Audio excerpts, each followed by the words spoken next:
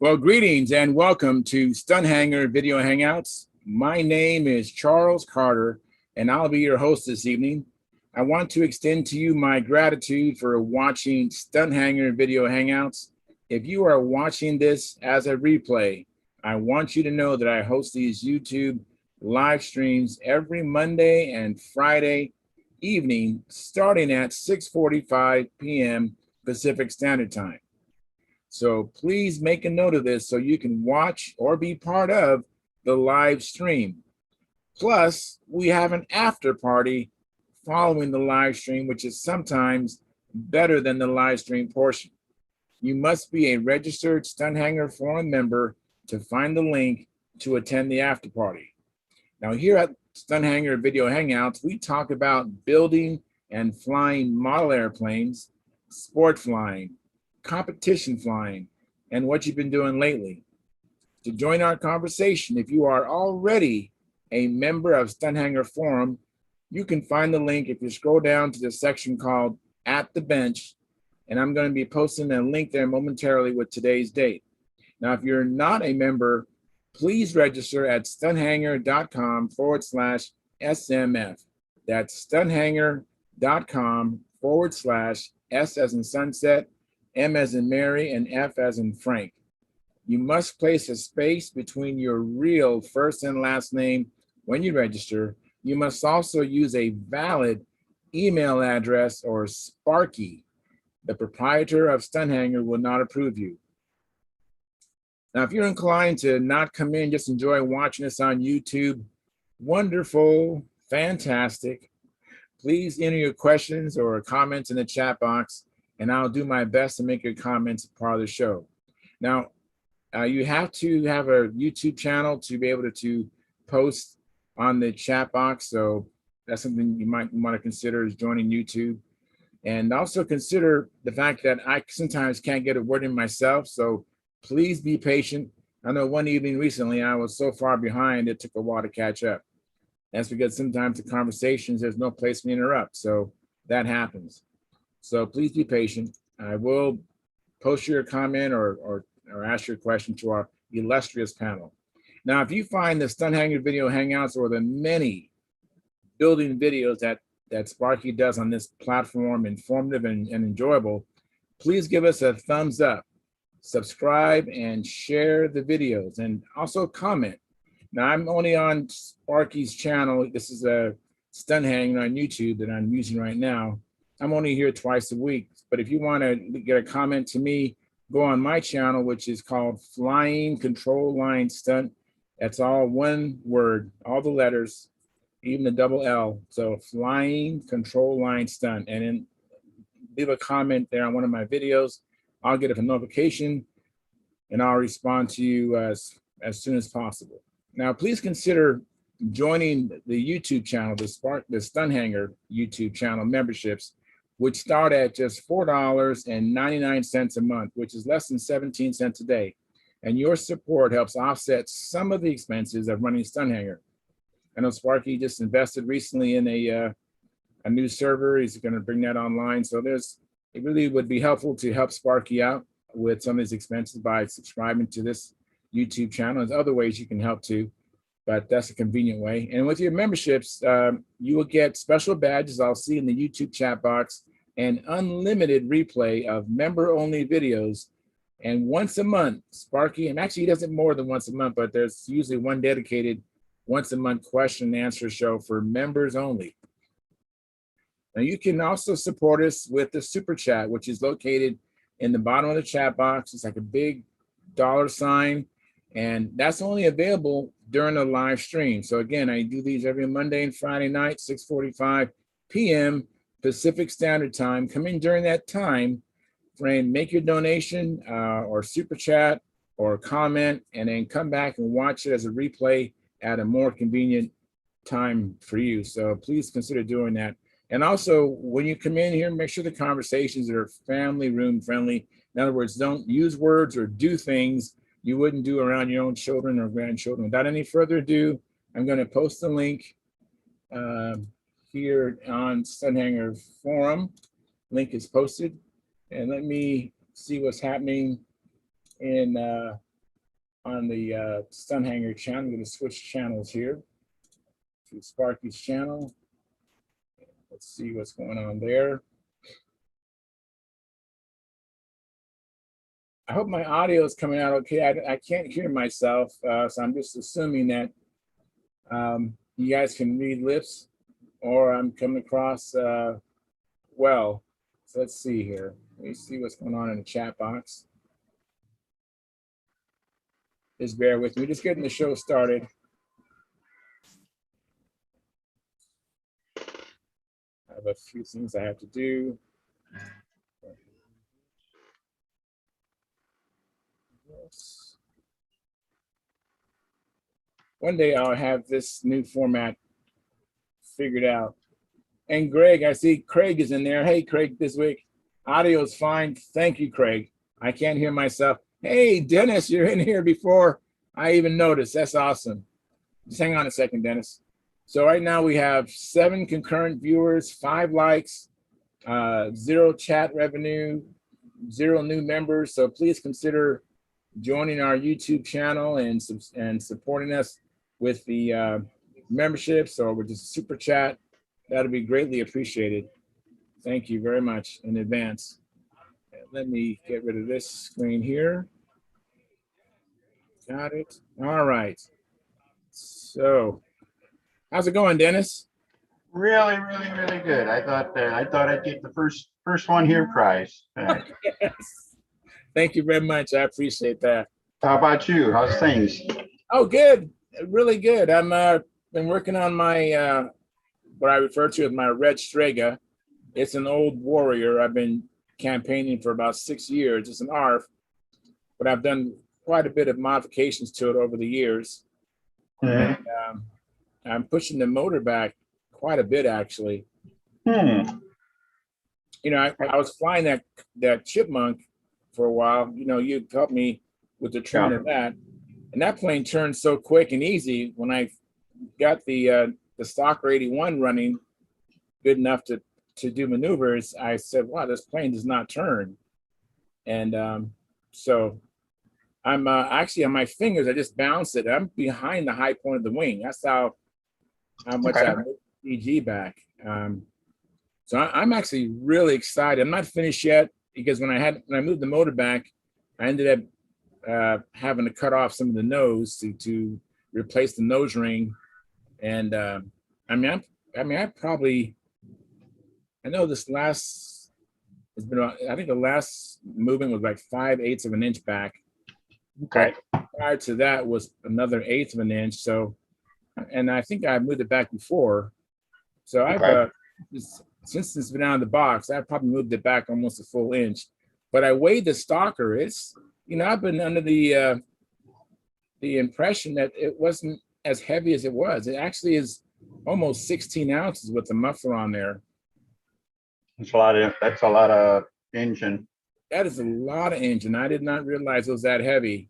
And of course, fortunately, it's rear exhaust, so there's a little bit of the weight that's it's back a little, which is good. But yes, I'm not done yet. I'm gonna seal the wood I exposed. I got some wood that's just what you would say. How would you describe it? It's just raw wood, you know. So I'm gonna. I'm not sure if I'm going to use some CA or if I'm going to dope it. I'm kind of going back and forth. Should I use dope to seal it or CA? I don't know. I like the idea of CA, thin CA. Yeah. As far as penetrating the heck out of it, if you can get it to like the end grain and the motor mounts and stuff like that, I think there's a real thing. And I don't know, epoxy. If you're not going to use that, then yeah, I would use the CA and the dope. I mean, what, you know, belt and suspenders, right? How's just curious? You said it's about 6 years old. How's the integrity of the structure and everything like that? Does it look like it's pretty well sealed up? Solid. That's great. I've mentioned it before. When I put the wing saddle in, I actually had used a woodworker's technique. I made some biscuits on, you know, front and back and inboard and outboard. So there's like 4 biscuits holding the wing to the fuselage, and I used epoxy. And I might have even made I'm not sure if I made a fillet on the inside or not. I don't remember which plane I did that with. but it's been the only thing which is a little disappointing is I don't know what wood they're using for the engine bearers. It's Mhm. not like traditional maple that I've seen. Right. It's some exotic wood, which it can crush pretty easily. It seems like, Mhm. unlike maple, it seems really hard. This is not as dense as maple, so there's some parts of the engine bearers that actually have been crushed from me. Because I have put in and out two different motors. I've had the K77 in there, and this is the second stalker in there, which I've taken the motor in and out more times than I can count. So there's been a lot of uh, Mhm. abuse, and it's showing. But now that I've moved it back, I'm into some fresh hardwood. Yeah, I would really recommend. I don't know how deep you're into it right now, but did something here recently on that Mobest profile. I wasn't real happy with it. Seemed a little squishy and stuff like that. And I just sank some brass tubing in there Yeah, I up again, and the result. I mean, it's right up against the blind nuts, and when I bolt down on it, it actually, it cinches right up and everything like that. I think it's going to be good for the longevity of the bolt surrounds on the bolt. So yeah, so I think that's a good idea, and I feel the same way about the brass inserts. It's a little bit I don't know what the feeling is, but it's like, you know what? The directions said to put brass inserts in there too, but I all didn't. else fails, read the instructions. I know. Yeah. I I mean, I've know. never had to use brass inserts before, so I was just like, well, why are they asking to recommending that? I just thought that was kind of, but now I understand why I Yeah. should use brass inserts in the first place.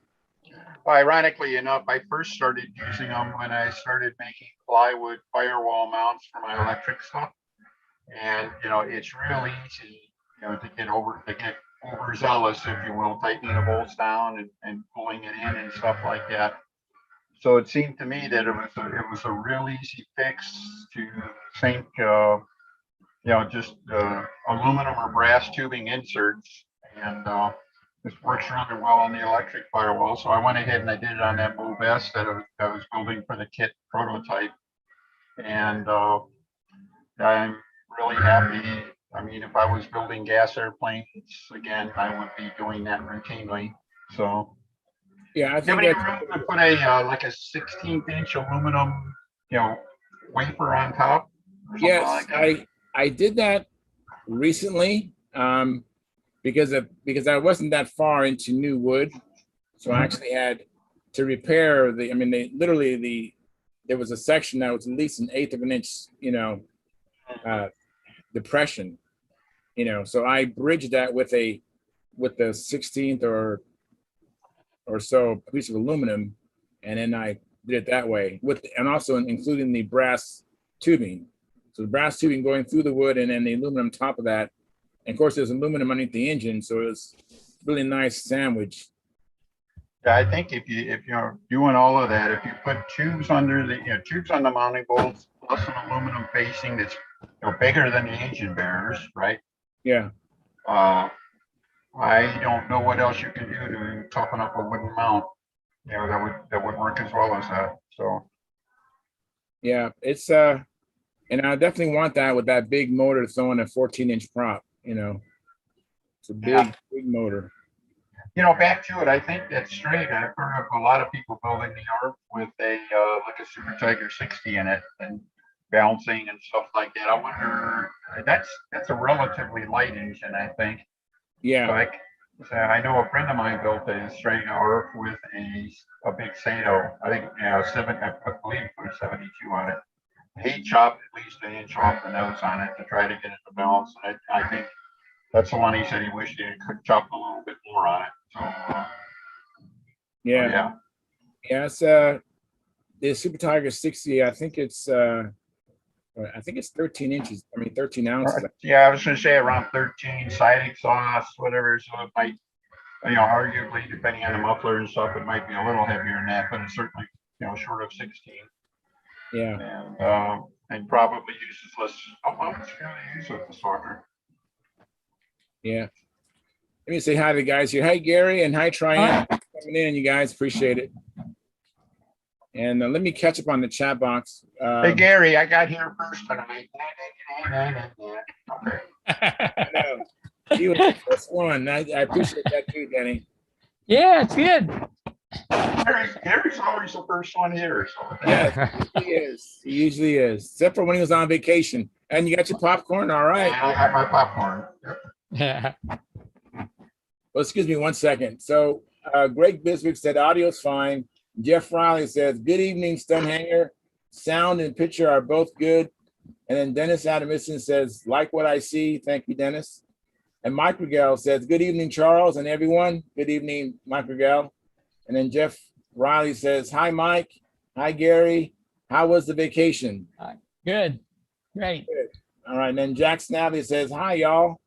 And we are all caught up. We have 15 concurrent viewers, 8 likes. So please hit the thumbs up button and help us out. And don't forget the chat revenue and the new memberships, only $4.99 a month.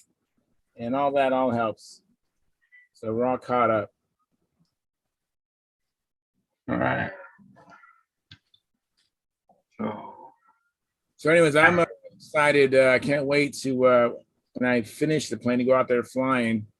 There's a couple guys I expect to be out there this Friday. Keith Miller, myself, Carl, and Joe Mott. I haven't been in touch with any one of them. I'm hoping to go out there and really, really see it, really perform, and maybe even raise some eyebrows. Like, is that same Strega? What'd you do to it? You know? Yeah. It looks shorter. Yes, and it turns like a small plane. It's not doing such huge maneuvers. Mm-hmm. Did you ever cut off the flaps on that? I did. It was Bob Whiteley's suggestion. I was asking Bob Whiteley. This is before I knew you, Dennis. So I was calling Bob Whiteley. I go, Bob, I like how this plane flies, but I wish it would turn smaller maneuvers.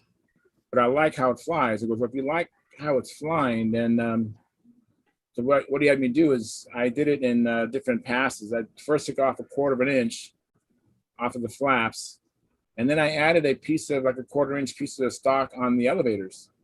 So the elevators are a little bit bigger, and I thin the flaps, and then I liked it. And so he goes, if you like it, go ahead and thin the flaps some more. So I ended up taking off about at least 1/2 inch to 5/8 off of the flaps. And I kept the elevators extra long.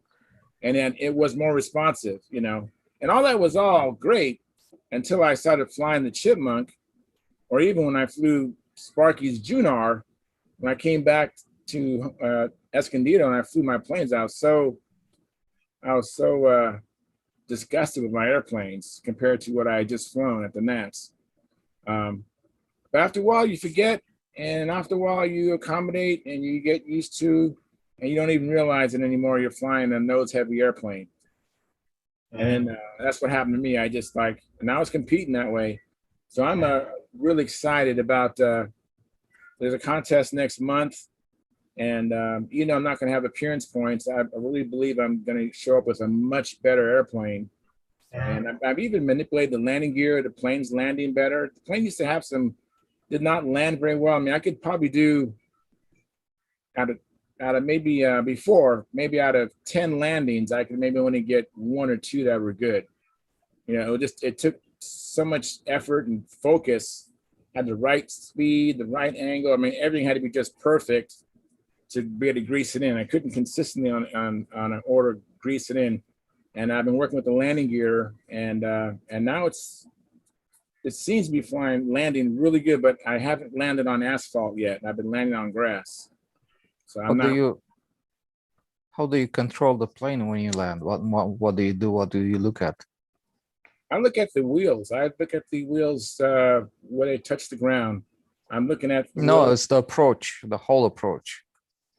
From the second the motor stops, what do you do with the plane? Oh, I just get it flat and let it slow down and bring it down ever so gradually. and then I focus on where I would think would be the hard surface would be, where the wheels get ready to touch. Okay. Well, in general, what I do is just when I land, I just put the fuselage horizontal. Just keep it horizontal. Right. It's gonna give you a slight slope. And just hold the fuselage right there until you just let the plane just come down by itself. Just let it glide. Allow it to glide. It's gonna lose some speed. And as you lose some speed, you have like a certain descent rate. Just maintain it, okay? Right. And once you approach the ground, add a little bit of up and hold it there. It's going to slow down the descent, right? And just let it come some more. Just add a little bit more up and hold it there. So it's just, you're constantly adding a little bit, hold, add a little bit, hold, add a little bit, hold. You're never going back to neutral, because as soon as you do this, the plane is going to do some crazy stuff.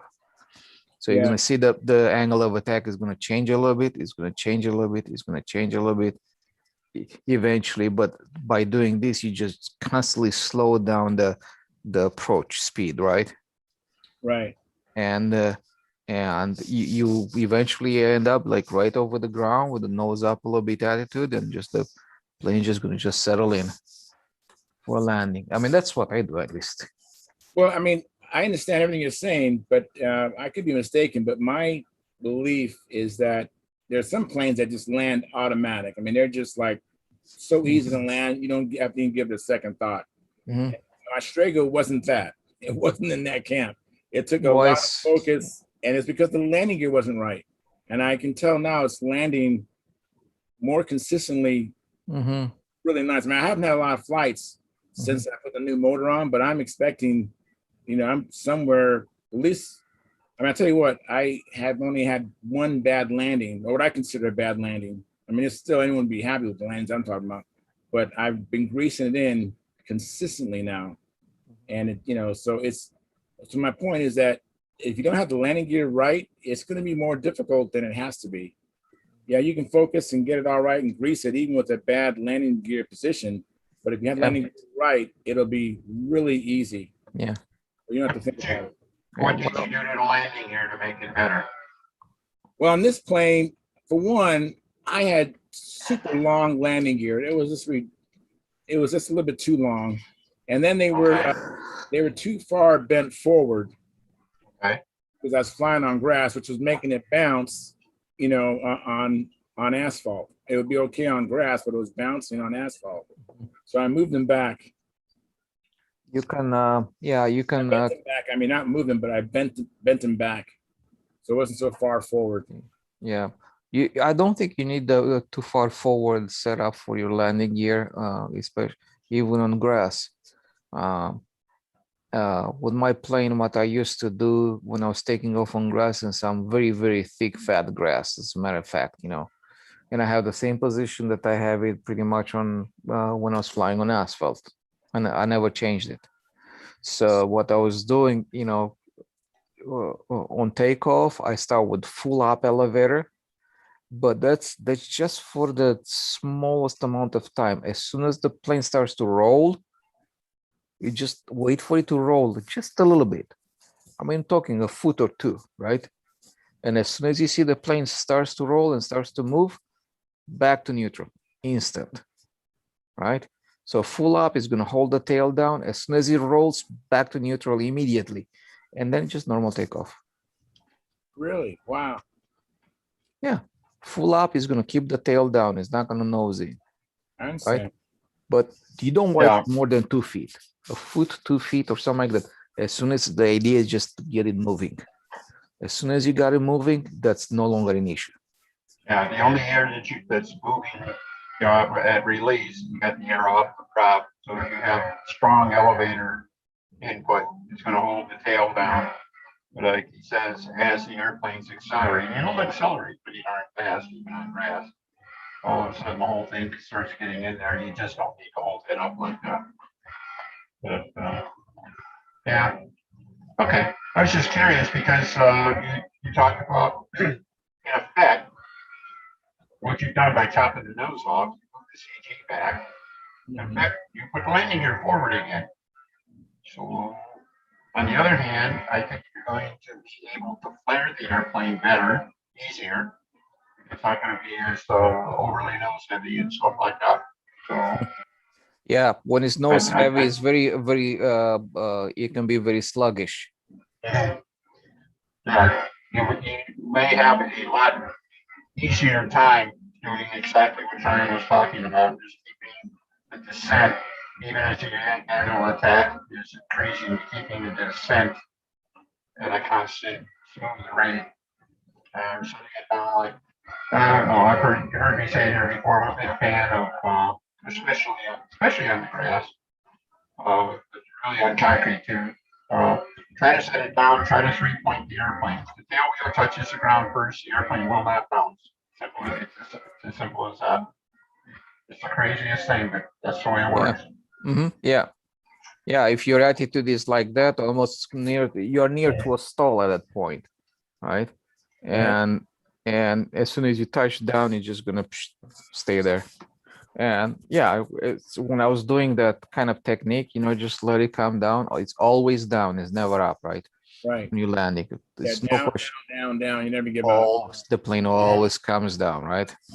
And you find out as you add up elevator, you're just gonna slow down the say initial is like that, but then as you approach, it's gonna be slower and slower and slower to the point. But as you approach from the bottom, so it's like this, goes like that, right? So now you're near to the ground. Now you start to add a little bit, add a little bit, add a little bit, add a little bit, and it just changes the angle and just shoot. I even make landings with old timers with the wheels underneath the motor. You can make bounce-free landings with those even on concrete.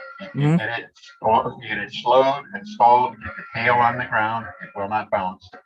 Yep, that's why I was asking Charles, how do you land it? That was my first question, because I can probably land just about anything. I don't care where the landing gear is and stuff like that. If I do this, it's all the time. It's just nice landing almost all the time.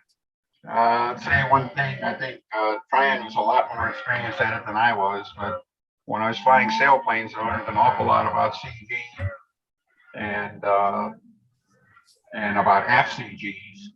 And how it was something that you just don't fear. Airplanes really do fly better when the CG is aft.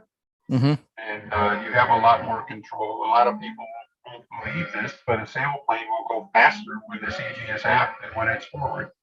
You can make a lot of money on it. You can bet a lot of people on it, make a lot of money on it, because nobody will ever believe it. Yeah, I mean, just the idea in sailplanes is like as you move the CG aft, then you use a lot less deflection on the control surfaces to do anything, which means less drag. You don't need any elevator, just the whole level flight. If it comes heavy, you find the feet up trim, just the level flight up trim is drag, and it slows the airplane down. Yeah. There are some people that are very, very good flyers that I know of, that they put the CG right in a neutral point. And they fly the plane like that, right at neutral. In the neutral point, what do you mean? Well, in a glider, you can see it. It's called a dive test, right? Okay. So you fly normal, you just put the nose down and let the controls go. If the plane is doing like this, tries to pull up, that means it's nose heavy. Why? Because in nose heavy, you need a little bit of up elevator to hold it to glide normally, right? Okay. So when you go in a dive and increase the speed, then you have have a more effective elevator, right? And it's going to pull it out, right?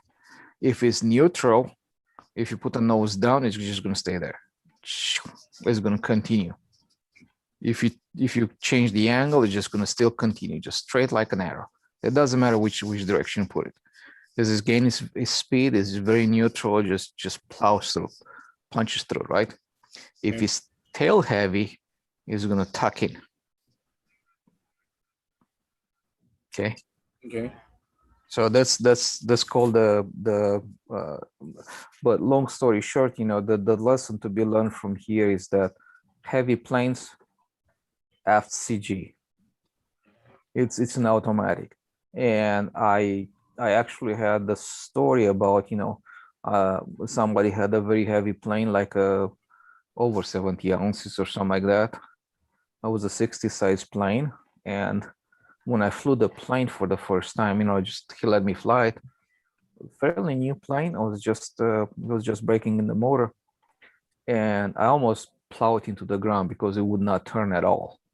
Scared the life out of me, right? And what we did, so was somebody else flying a, I think it was a Legacy over there on the same field, tuned by motor and stuff like that. And the plane flew very nice corner, nice turn and stuff like that.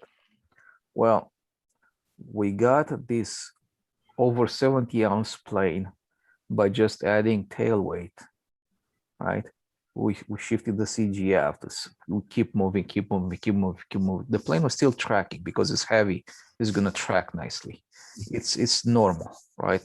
It's like try to take a freight train and move it around with a feather, right? Right. Which is just common sense, right? So the plane kept tracking, but now the turn became much sharper. So as we added tail weight, the turn start to turn, to gyrate, and would still track after that just fine, right? So we started to add so much tail weight to it, to the point that he had to get the handle and narrow it down, because it was too sensitive. Right. It was too sensitive, but that's not hurting the plane at all. Even if you push the issue, and I think you should, right? Just push it as far as you can to regain your touch. I mean, your flying style. Right. Change it at the handle, right? So the CG is for the plane handling. The handle spacing is your flying style. Right. Two different things, right? Right. Now you can. So I'm thinking a heavy plane, tail heavy setup, and close it at the handle if you have to. Right. To get your flying style. Lightweight plane, nose heavy, right? Okay. And again, adjusted the handle to suit your flying style. So you can have a heavy plane, you have a light plane, you have a normal plane, but when you grab the handle, you just still kind of fly the same. Right. Kind of the idea behind it. That's that's what I do. I mean, what do I know? I'm always trying my darnest to keep as the widest line spacing I can, because I love the leverage. No, especially like in wind. No, that's it's silly. I think having narrowing your line spacing, you're giving up some leverage. Not true. Yeah, that's what I think. I don't think. I think if you can find out on in a windy conditions that you want, you actually want to move your CG back a little bit. Let me catch up with the chat. Michael Girl says, always he clicks the like button. Thank you. And then John, with that name that always intimidates me, I got to slow down. Hey, Howard, how are you doing, Howard? Right with you. So John, shoot, collect, right? I think that's close. There is a discussion on the forum about terminating flying lines, wrapping versus crimping. What are your thoughts? Well, before I share with my illustrious panel, I don't like crimping. I know Mike Blanke crimps all the time, never had an issue, but I wrap, and I actually take really pride in my lines that I make to people. I spend a lot of time wrapping, and so I'm more for wrapping. What is everybody else's opinion on that? Crimping versus I've gone from crimping to wrapping. I prefer to wrap lines and lead outs now. And I always used to crimp everything, but just matter of practice and everything like that, I've got much better at wrapping. That's my favorite now. So. How about you, Howard? I know you're a combat guy as well, so you probably. How are you? What's your kind of leaning more toward crimping or wrapping of lines? I'm a rapper. You're a rapper? All right. Yes. How about you, Gary? It's been a long time. So Been a long time. I think Yeah, I just probably crimped back in them days. Had like a little rivet and then put the line around the rivet, crimped it on Rivet. there, and that way you can How stick about it. you, Tryon? I'm a rapper, but I don't rap very well Well, I've invested in. as a singer. Yeah, I thought we might go there. But, I've invested in It was only, Tom. it was only a matter of time, right? So, okay, so. I invested But in Tom Morris's jig, and I wear like a magnifying loop, and so I spent some time rapping, but not like Ryan's talking about. But anyways, no, actually, Charles, I do rap by lines. Yes. okay. And then Jeff Riley says, normally we use crimp like the drawings on the package. Never had an issue with the lines. I understand that too. I've flown crimp lines. I've never had an issue, and I inspect my lines quite often. So any sort of breakage of any of the strands, I throw away the line. So Yeah. Mike Miguel, he says, hi there, John. I would always wrap my line terminations. Crimping can produce a pinch point that will wear and break. And then John says, hi, Mike Miguel. This is John Shukalak. He says, hi, Mike Miguel. That seems to be the consensus. I've always crimped like Jeff. I've never had one fail. And, Mike Lonke's not here, but that's all Mike Lonke does is crimp. So Yeah. I don't think there's anything wrong with it. I mean, that's even advocated in AMA instructions. I think you're right about it, Charles. I mean, they both work fine if you do it properly. To me, I think if you wrap them, they look much neater, and they're not as when you crimp them, you have those corners and stuff like that sticking out, and they look messy to me. That's all. Yeah, Just one thing that's I really liked that I think really put it over the top for wrapping for me too is I started using shrink tubing over the wrap yes. instead of gluing it or epoxying it, like a lot of people do, because that can be a bad thing for creating stress points and stuff like that. And I like the neatness that you get. You get a nice neat wrap, and then you put the heat shrink over it, and it just can't go anywhere. Yes. And I think that was a difference maker for me too. So Yeah, I 100% agree with you, and I do the exact same thing. I also use shrink tubing and shrink it over. I might add just a little bit of thin CA because sometimes you like to slide out the shrink tubing if it's not shrink, completely, and sometimes it can be a little loose. So I just put a drop of CA, but on a eyelet side, Right. not on the back side. Yeah, I use a little bit of CA to capture the final twist when I twist the copper and the flying lines together. I bend that down, lay it over the mounted windings, and I just kind of glue CA that against that, and then I seal it up with the shrink tubing. And I also like using two different color shrink tubings so that so it's dumb it down so you really can't make a mistake, even if you're anxious and excited. You're not going to make a mistake. So I have a convention of black being up, and some of my clients who I've sold lines, I always give them a little joke or a little story when I give them to. I'm not going to share it on the live stream, but anyways, okay. Going on, Mike Miguel, he says, Jeff Riley, he says, living in Los Angeles, my lines usually get run over by a four-wheel driver before they wear out. Well, that's some heavy duty that you put your lines through. That's some serious service. And then Mike Miguel says, I guess I don't trust the crimping.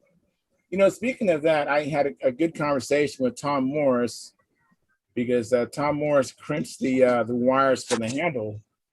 And he was telling me that, having the right crimping tool is really important.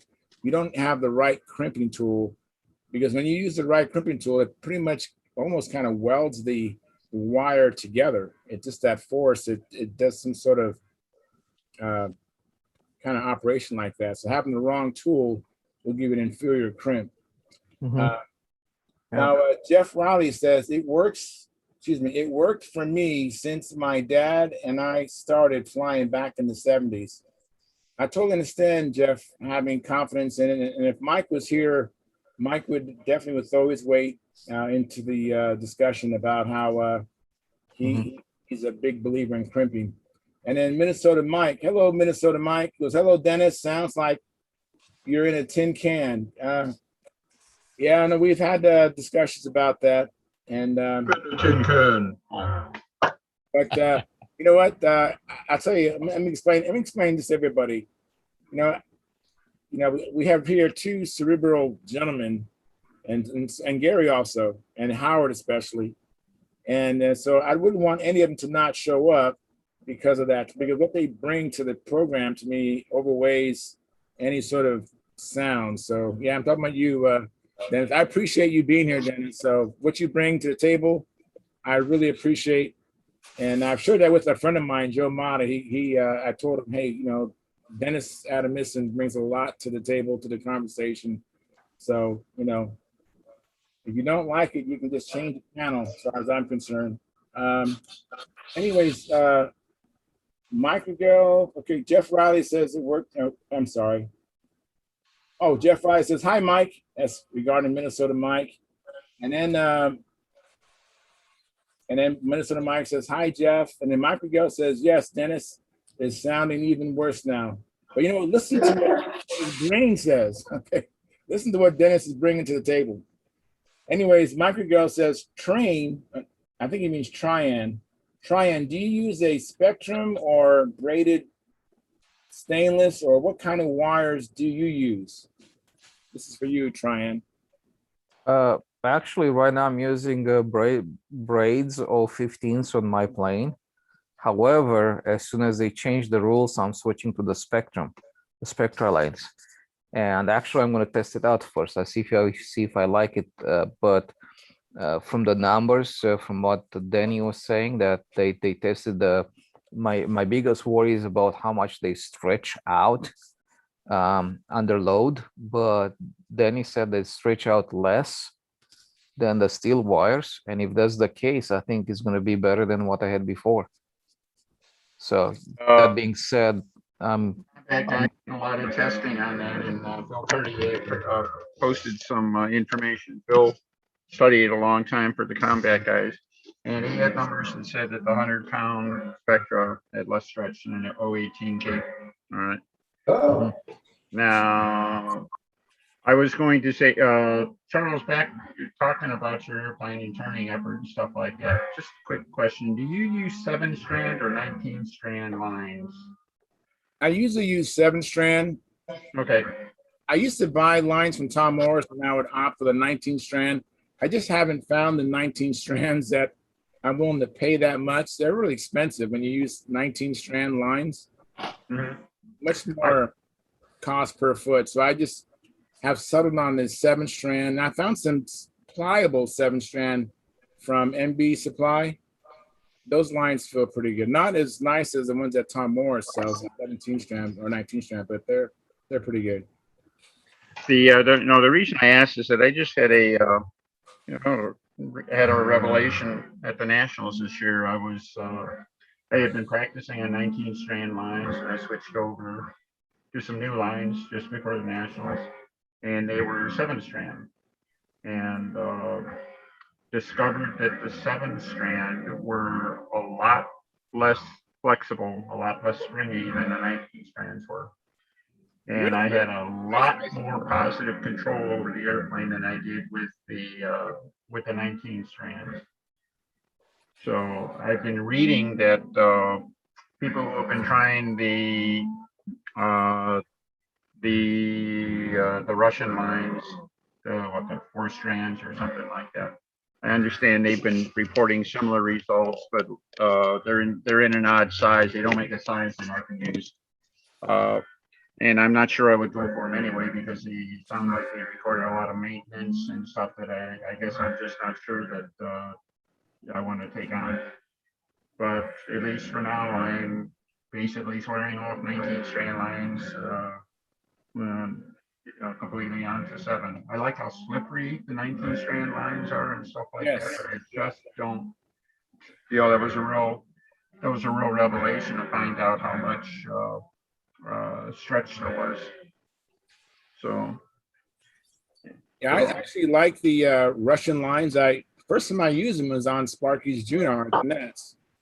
And then Tom Morris was selling some brass lines. I bought a couple of reels with some brass lines from Tom Morris at the Nats. And then I have purchased I have a 1,000 spool of the 014, and then I have a 1,000 foot spool of the 015. These are the brass 3-strand lines, and they're really nice. So that's my preference, is those.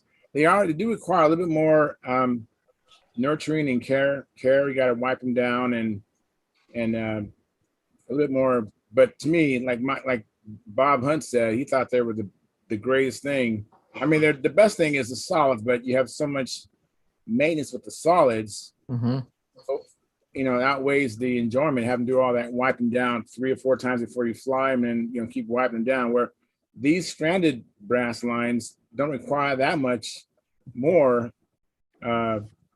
care, with the regular braided lines, stainless steel. So that's what I like, but I have to make some more up. So let me continue on, you guys. I don't want to get too far behind. ask the guys if my microphone sounds better now. Just made some changes. We'll probably hear about it. So Mike Rigel says lots of people are using the Spectrum these days. And then Minnesota Mike says, isn't there a drag with the Spectra? I personally don't know. I've never flown with the Spectra lines. Do you feel any drag with the Spectra, you guys? The 100-pound Spectra is nominally about an 018 diameter, so same as cable. It's also about 1/5 the weight, so you take out tip weight. Okay. And similarly, I think it was the 65-pound Spectra, which is called out in the AMA general section for 35, 40 size airplane. It's nominally, I think, an 014 or 015 or something like that. So the physical dimension is comparable. The drag is comparable to the cable, but the weight is less, so you end up using less tip weight. Mm-hmm. And I think because of that, you don't have so much bow in the cables. No, that doesn't mean. The bow is because of the drag in the air. Yeah, what you don't have is when you change directions with the airplane, the lines don't whip around. You're not as aware of that. Yeah. Yep. As far as line drag, I think that pretty well defines the bow and the lines and stuff like that. I don't think the weight really comes into play, but when you're changing the direction of the airplane, the weight of the lines, especially if you're using something heavy, like 018 or 21 maybe, Yep. it wouldn't matter. Yep. By the way, about the question, a couple of issues that just came out today. We're talking about CG position. We talk about lines, whether I use this or that. If there's a super simple idea in general that works for all of us, try something. You might like it, you might not like it, but at least you're gonna learn something new. Exactly. Okay? And yeah. And if you Charles, for example, you might try a nose heavy setup with a big ass handle spacing of 1 foot long, whatever, and maybe you try a tail heavy setup and see how that works, and try something in between, see how it works, and you're gonna probably say, I like this about this, and I didn't like this about that. I like this about that. Could do an evaluation over there, and then you're gonna say like, this works the best for this plane, so I'm gonna go in that direction. And this is the same for anything like trim changes. Well, I absolutely. was like, I experiment quite a bit. I'm always trying to figure out, well, what does this do? And I'll try some more. Yeah. And I go up, I went too far and go back. So I do try. Yeah. Once I finally get the plane where I can actually fly the plane and I can work on me, then once I get comfortable with that, then I'll do some more experimentation. Yeah. I just can't wait to see you flying your SV that you said you got. I know. I picked up 2 more batteries, so now I have 4 batteries. Unfortunately, I only have 2 from the Brodax set, which are lighter, about an ounce lighter than the other 2 that I bought. So I have 4 batteries. Mhm. I talked to you last week, Tryon, that I'm going to be looking into getting a really good charger and discharger, and then I'll be complete. And I will get going on the SV11. I'm just a little bit concerned that if I do the SV11, it's going to thwart my efforts on getting ready for the contest with the Strega. Oh, you'll love it. Contest is so close that I'm really trying to. I mean, we all have 24 hours in a day, and there's so much going on in my life, like everybody, and it's just finding time for everything. So, but I'm almost completely ready to pull the trigger on the SV11. I'm looking forward to it. Yeah, go for it, man. Take it, man. You're gonna be happy with it. All you have to do is break your addiction to paychecks, and you'll have lots of time on your hands. All right. This retirement thing is cool. All right. So, Yes, that will be nice someday. Yeah. Well, we'll see what happens with that. yeah. Guys, I'm still not caught up, even though we've stopped. I got more people commenting. Thank God it's like 2 aspects of the show that are both vibrant. Our conversations and also the chat is so let me see, where did I leave off at? Minnesota Mike says, isn't there drag with Spectrum? And we talked about that. And then Jeff Riley says, I still use 015 stainless because I can still get them for $20 for 1,000 feet. That is a great price. Are you serious, Jeff? You need to give me a call. You have my phone number. I'm paying closer to like $40 for 1,000 feet of 015s. Pretty close to that. I mean, including shipping. So let me know. Give me a call. You got my number. No excuse. Now, Charles, I have some for you. Yeah. I just did a quick search on EVP CQ3. It's a 4 times charger, 100 watts per channel. Okay. Write this down. Let me get my notepad. Get my notepad too. All right. Yeah. You know what? This show, you have to have a notepad because there's so much good information on this show. So I'm going to put in a chat here for you. Do we have a chat that we can type in? I know the old format, we have that. Yeah, I'll put in chat for everyone. Oh, I see it. Thank you very much. All right, cool. Okay, if you look at it, I mean, beat that if you can. This is $160, $161 for the charger.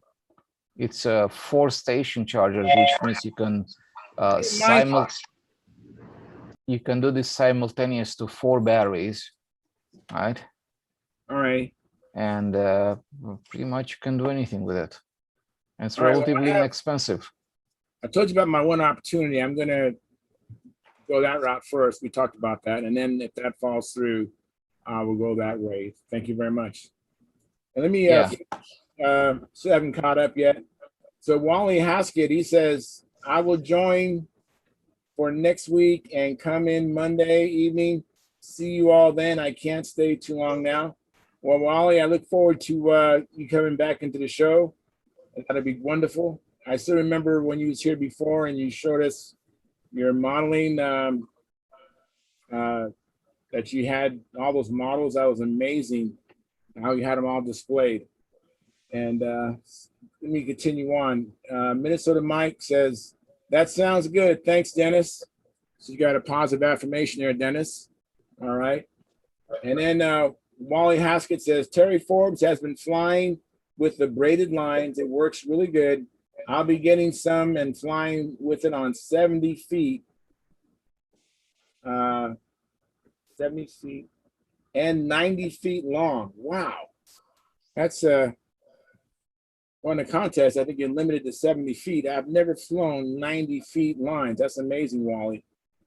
And then Minnesota Mike says, I tried Spectra for DT line on free flight planes. It cut my guides, LOL. And then Minnesota Mike says, "Are you Smoky Wally?" I guess he's referring to some fires, I guess. And then Wally Haskett says, "No, Mike, I used to come in all the time a couple years ago." Yes, he did. He used to come in all the time. Yeah, we got to get some. There's another guy that hasn't been in here for a long time. I think his name was John, and he has a YouTube channel. And so there's some guys we used to have. The guy from Canada, Hogs and Plains, coming all the time. Daryl, he used to crack on me all the time as I kept yawning all the time.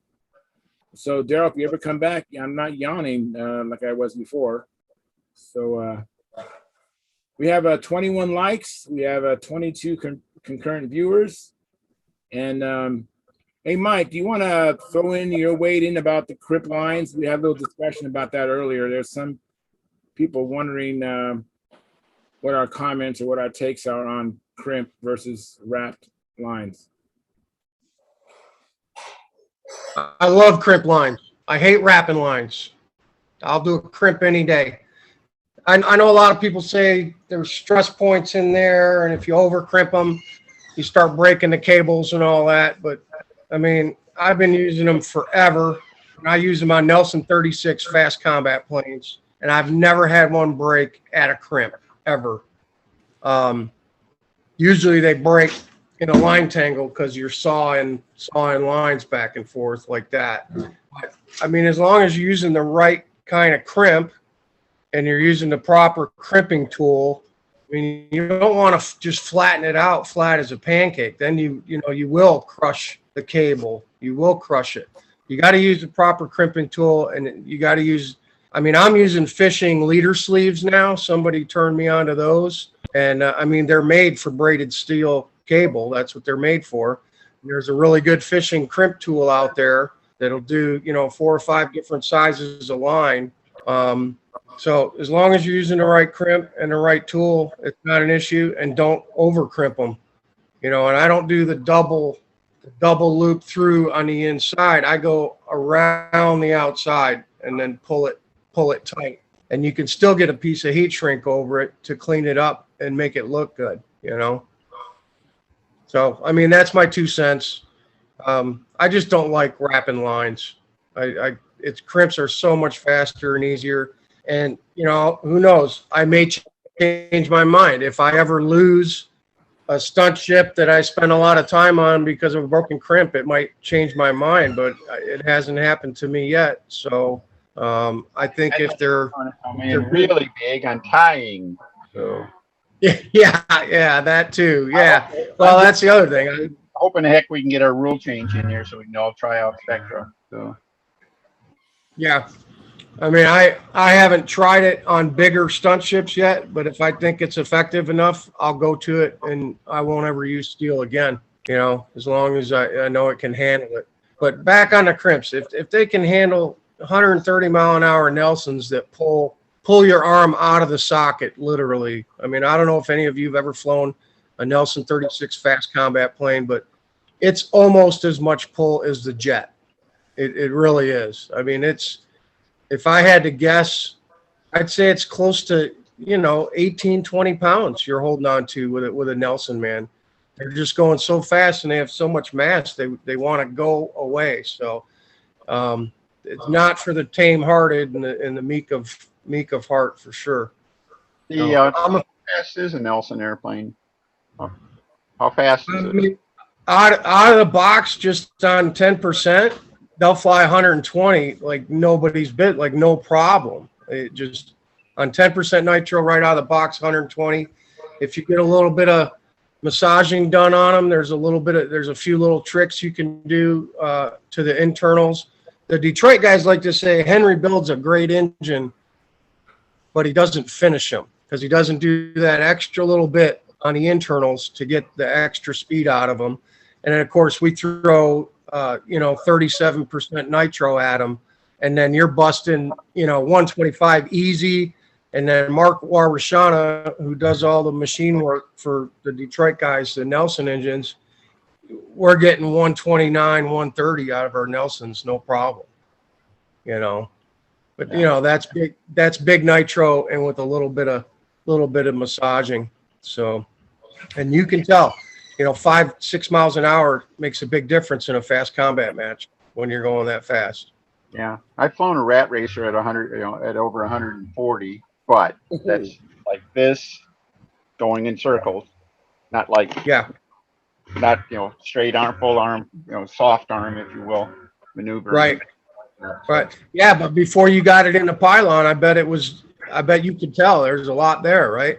Well, a rat racer, so it was just, be flying two in a circle or something like that, but it was not a speed plane. It was a rat. Oh, okay. Because I was watching Alpha. Basically, you could hang on to it. You could two-hand it if you wanted, and you could get into a set and get into a, probably a lot like flying the jet. You can bring the jet in, bring it into your chest and stuff like that. Get into a solid form. Mm-hmm. But not, heaven forbid you'd have to stunt from that. You couldn't do it. So Right. So, I mean, they're both good methods for terminating lines. I know crimps get poo-pooed a lot, but I think maybe it's because people aren't doing them correctly, and that's where you run into issues. If you flatten the crimp out, you're going to create a stress point on the braid, and it's going to cause a problem. Yeah, you're going to start breaking lines. So, I have a question, Mike. Now, my lines, I wrap my own lines, and my lines I can switch, from one length to another length without changing my handle. So are you able to do the same thing with your crimping? Do you get the same, where you can switch lines, you don't have to change your handle, or do you have a little variance in the length from one line to the other? I have a pretty good system, and I can usually get them within an eighth. So I wouldn't say I could just, swap lines and they'll be perfect. They're not exact every time, but I can get them within an eighth generally, and usually closer than that. Because what I'll do is when I make the first one, I'll get it as close as I can to where I want it. But when I do the second one, before I pull everything tight and put the crimp on, I put a nail through both eyelets and then pull the line tight against where I have it pinned down on the other side, so that when I slide the crimp up to the eyelet, I've got tension on the line that's already done, and then the second line I'm pulling tight to tension as well. So I mean, they come out pretty darn close every time. You have to wait. Not yet. So anyway, that's my 2 cents on crimps. So what I do is I mark the wire with, I got this idea from Tom Morris. He used whiteout. Well, I'll use whiteout. Of course, it's a broad stroke, and then I'll take a Sharpie against the white, and I'll mark that. And so then when I put them in my jig, I pretty much can use the marks. And of course, the marks have both lines have been pulled and stretched, and I mark them at the same time. So when I get done, my lines are Right on. Now, Yeah, I was going to ask you if you did it under tension. You should do your marks under tension for sure. I put them both tight, and I mark it, and then when I wrap them, I line up those marks on the jig, and I'm getting pretty good results that way. It took me a while. I've been wrapping lines now for, 10 years or so.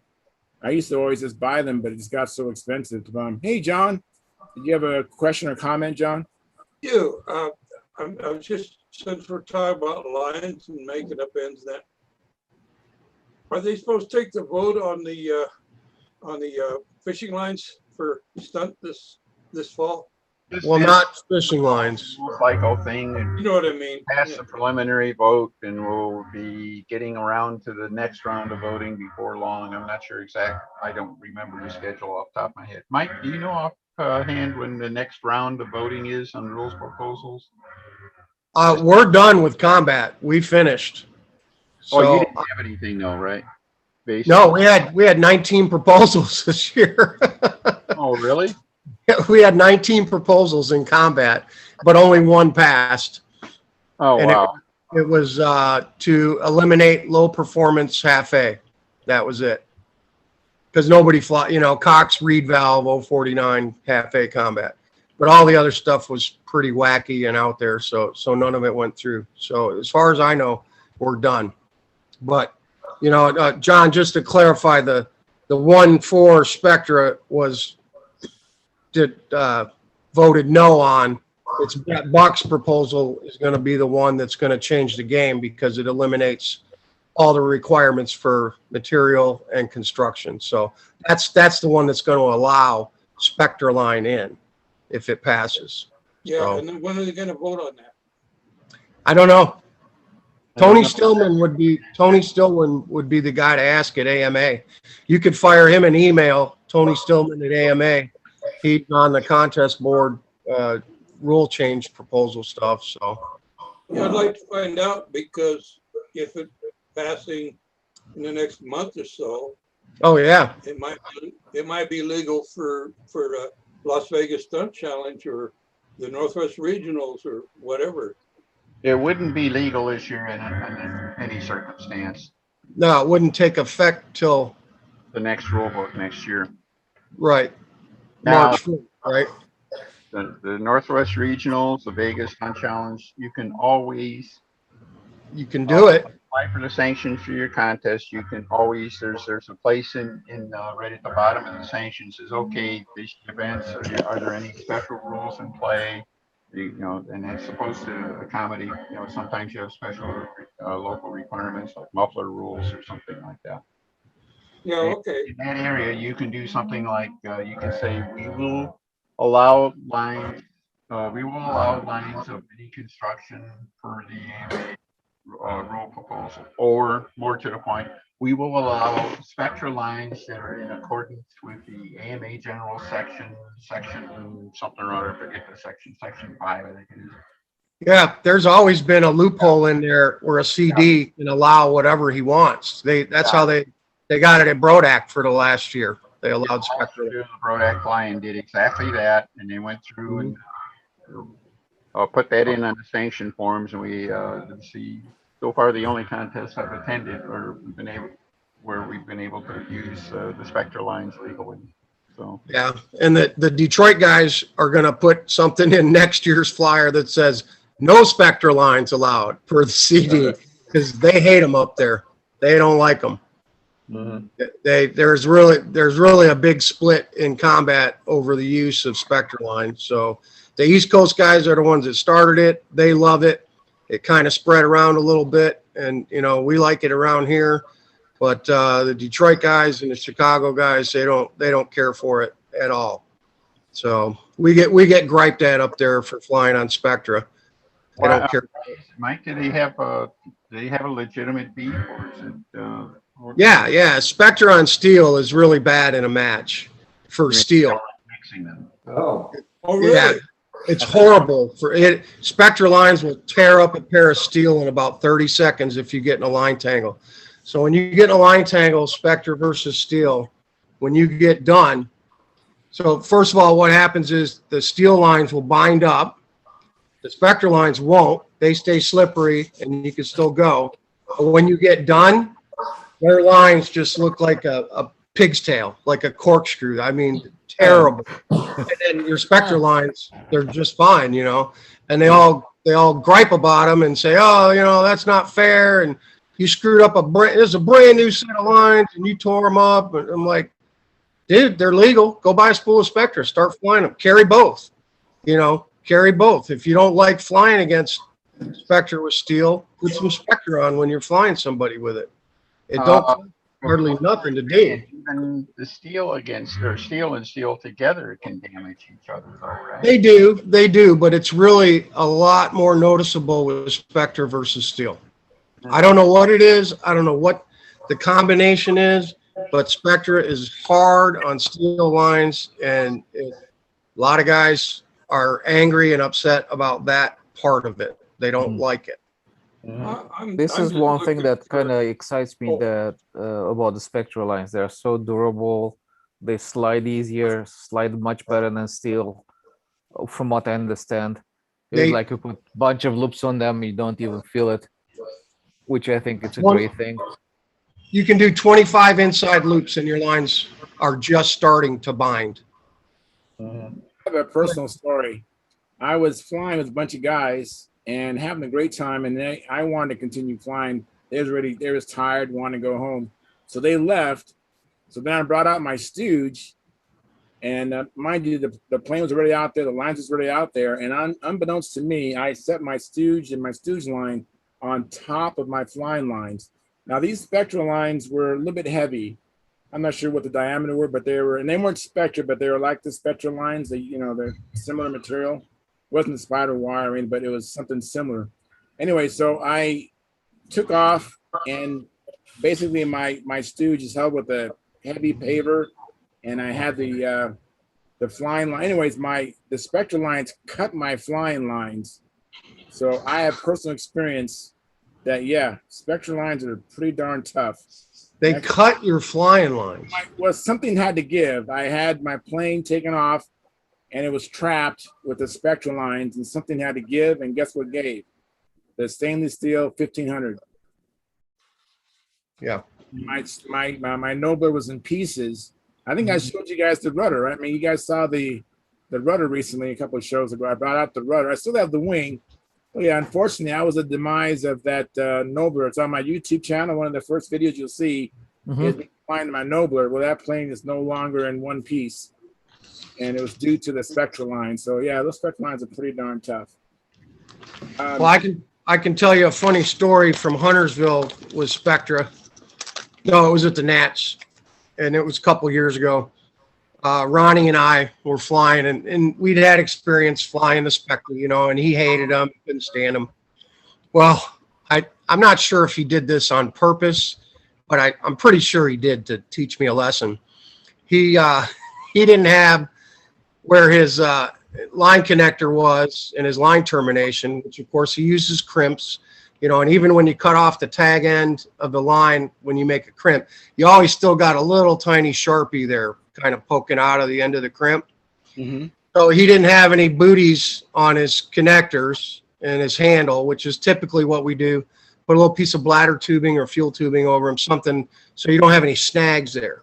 Well, we were flying half A combat, and he came in, and we were mixing it up, and he kind of moved his hand forward like this, and my Spectra line slid down to where his crimp was, and that little tag end, cut my upline, and then I just had full down and spun it right into the dirt. And he was like, "Yeah, that's what you get for using fishing line, man."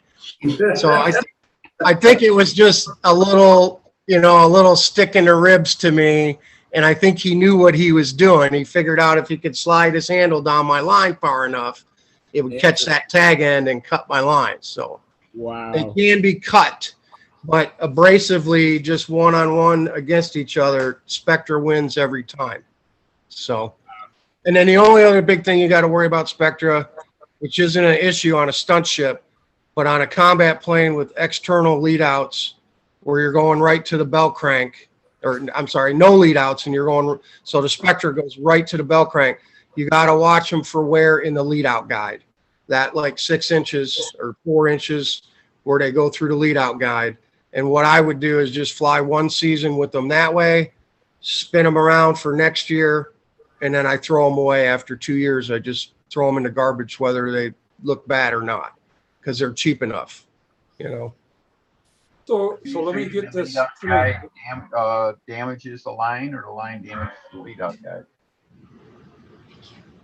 The lead out guide damages the line. It's just it wears. Okay. Because our lead out guides are.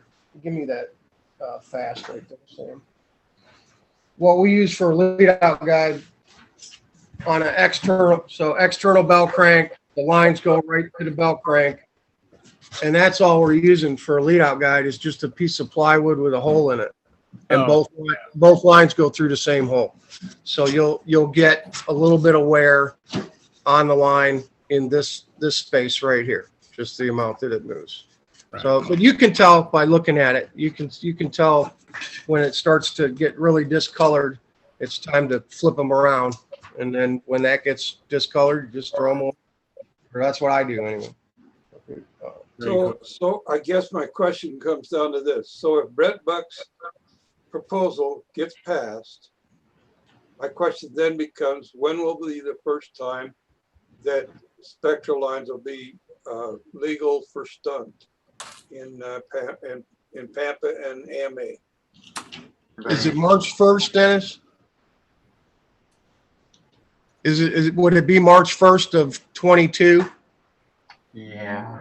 Or is it January 1st of 20? Something in my head tells me it's March 1st because that's when the Yeah, I thought it was. cycle ends. I'm on the AMA site right now trying to look up the schedule and I can't find it. So John, it'll for sure either be January 1 or March 1. It'll be one of the two, I think. It would be before next nets then. yeah. Yes. Mm-hmm. I've Yep. got a good feeling that Brett's proposal is going to pass. Mm-hmm. Like you say, it takes it right down to bare bones and makes it simple. Mm-hmm. Yeah. Well, I don't think I'm gonna worry too much about the lead outs in my next plane because I'm gonna use the Kevlar lines in a inside the wing, and then I'm gonna connect to the spectral lines outside. Yep. And I think for the first flights, I might still stay on the steel lines just to have a baseline, and then I'm gonna switch immediately. And Yeah, that's a good like I idea. said, I'm gonna stay there after that. I don't see any reason for which not to keep it. It's just they're so stupid easy to use and maintain by the sounds of it. And if you pre-stretch them, should be fine, right? Yeah. Well, I was just hoping on hope that towards the end of this year, later this summer, I'm trying to go to some of these meets out here, and I was just hoping that in case I can't find all my handles and my lines out in the garage. Okay. I John, haven't seen them for 5 years. the new rule book is for 2022 and 2023. I think that implies January 1st. All right. January 1st is 2022, all right? That's it. All right. Well, that gives me something to work with anyway. Well, that's it. No. Is that the combat kid? That's the combat kid. He's hanging F2D motors on combat planes. He's got to start working on his own stuff now. So Awesome. he's learning to put engines and shutoffs on F2D airplanes Down and and dirty. streamer holders. He's getting down and dirty. Hey, Mike, what are you going to do with all your spare time? Yeah, well, yeah, right. I want to add one more thing to the Spectre conversation for anybody who's thinking of using them, because I can foreshadow this and see it on the horizon. A lot of guys are going to try them and say, "Oh, these are way too draggy. They're way too draggy." If you're going to use it, make sure you buy the Max Quattro and not Original Power Pro, because you get Original Power Pro is, I mean, it is rated for what it's rated, 180, 60, whatever. But the Max Quattro that they make now is 25% thinner than Original Power Pro, and you get the same brake strength. So that means the Max Quattro 100 is 25% thinner than the original, and the original mics out at about 18. So that's why we had to use the original for combat, because it still had to be the same nominal line diameter, which was 18. So the Max Quattro is 25% less than that. So you're looking at what, 14 and a half, somewhere in there for 100-pound line. Mm-hmm. It brings another question to mind. What's the thinking on the on the weight the lines have to handle for stun as opposed to combat? 10 times the pull test is what the proposal is. So Yeah, that's 10. where I was going to go, was because I understand it's 10 times the weight is the pull test. Right. For combat, it's still the nominal line diameter. So you got to use 100-pound to meet the 18, and then you got to use the 40-pound for half A to meet the 12 thousandths And required. that's on one line, right? That's on one line. That is correct. Now, on fast, I guess it would be the same thing, 100 pounds to meet the 18, but I don't fly Spectra on fast.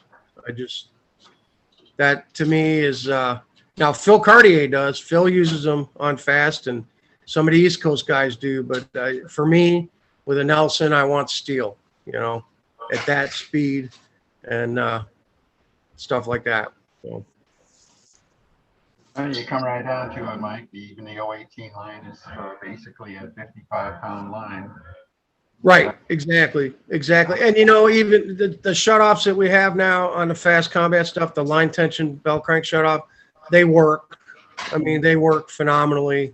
Al can attest to that. They work fantastic. So. Hey, Al. Hey, how are you doing? Doing well. Thanks for coming in. Look at this, Al. I got him hanging his own motors and shutoffs now. So. Great. I got a bunch of planes for him to do too. I can sit back, relax, have a drink, tell him what to do. Yeah, now you're in management now. Mhm. Yeah, right. Well, since he's got to the point that he can kick your butt in the circle, Yeah, he's got to switch to management. yeah, that's right. Well, I gotta remember, I was on the injured list this year while I was flying. He's That's milking that neck brace. That's proof positive. Yeah. I wasn't 100%, and plus I haven't started pulling out the dirty tricks on him in the comments. Tripping, pushing, all that good stuff. The hand in the face, handle in the face trick, and Hey, Mike, I don't suppose you have one of those old-time handles with the spike on the bottom? yeah, donk. Yeah, the one. I know what you're talking about. Yeah, and they were metal too, weren't they? Yeah. Yeah, Yeah, I've seen those handles. Scary. I always thought that's why combat flyers went to wearing helmets. Circle. I didn't fly against That it. why they're wearing helmets? I thought it was because of the airplanes falling out of the sky. Yeah. I thought it was because of that handle, And the funny part of this whole thing is right now we're messing with Sam and he's completely oblivious to it. I know. Not a single reaction. Yeah. He's working. Hey, Let me That, catch up on the chat. I'm falling behind, you guys. Pardon me. Let me see this. So Jeff Riley, regarding the 90-foot lines, he goes, the 90-foot must be for a full-size Citabria. the Tabria. Tabria. That must be a full-size airplane, right? Yeah. Yeah. Champion Tabria, aerobatic airplane. Okay. and Citabria is aerobatic spelled backwards. If you spell Citabria and spell it, it's aerobatic. It looks like a decathlon. Decathlon and Citabria are pretty hard to tell apart. They're very close. Well, let me continue on, you I guys. guess I'm gonna go to bed. All Good right. night. Hey, thanks for coming in, Tryon. I know it's a work night Hi, for you. Tryon. Thank you so much. Okay, bye-bye. Anyways, Minnesota Mike says, Jeff, ha, ha, ha, ha. And then Marcel Legrand says, evening all. And then Marcel Legrand says, Mike, I like your new kit from Randy. I guess it's regarding the Intrepid. The Intrepid, yeah, he messaged me on it. I guess he picked one up too that he has. He was asking about measurements and moments and stuff. I do have. I got the plans rolled out, and I started. Actually, you want to see the Intrepid? Yeah, go ahead. I'll show you. I'll show you what two days. I started on it. I started on it Saturday morning, and I got this much done Wow. on the wing. And then I got that much done on the fuse in 2 days. Wow. Wow. Moving right along. Wing or a foam wing? It's a foam wing. I'm trying to see who's paying real attention here and catches my little fib that I'm telling you. Yeah. Very, very nice. Anybody catch it? I did. I was just wondering, did you put the bell crank in? Or did when Bob sent it, it had the bell crank in it? No. I put the bell crank in. But this is not my Intrepid. I was trying to pull the wool over your eyes. I couldn't do all this in 2 days. Okay. This is a Tom Morris ST11 that I got from Tom like 2 years ago in raw balls. It's one of Tom Morris's airplanes. But I got it out to look at and kind of help me with construction. And because I've never built a full-bodied stunner before. They don't come with directions and tell you where to start and what do you do first and where do you go through. So I pulled this out to take a peek at it, to figure out the best way to attack the Intrepid. And of course, I've been on the phone with Derek and Joe Gilbert and Steve Fenton about assembly process and stuff like that. But on the fuselage, you build the crutch. Yep. I've got all that laid out, building notes. I actually was on the phone today, probably an hour with each of those guys, just getting tips and tricks and helping me to get started. I was going to say that the reason I nicely standed for only 2 days. Yeah, I know.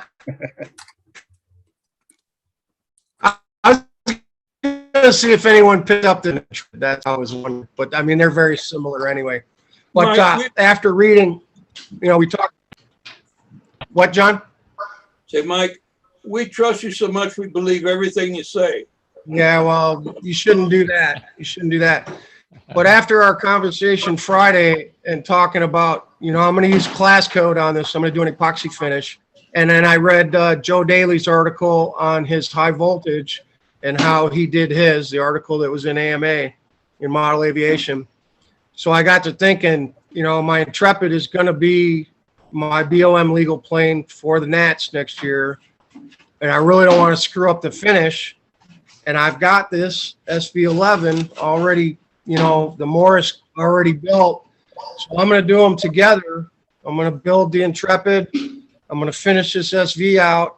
And then the SV will be my test platform for using finishing resin and doing an epoxy finish before I actually put the finish on the Intrepid. Since this can't be a BOM legal model, this is going to be the sacrificial lamb for using epoxy finish. I thought that might be a good way to do it. It's a great idea. It's a great strategy. Then you can give it to the combat kid, Well, I got it. He's over here chirping in my ear because it was actually his idea about 3 hours ago.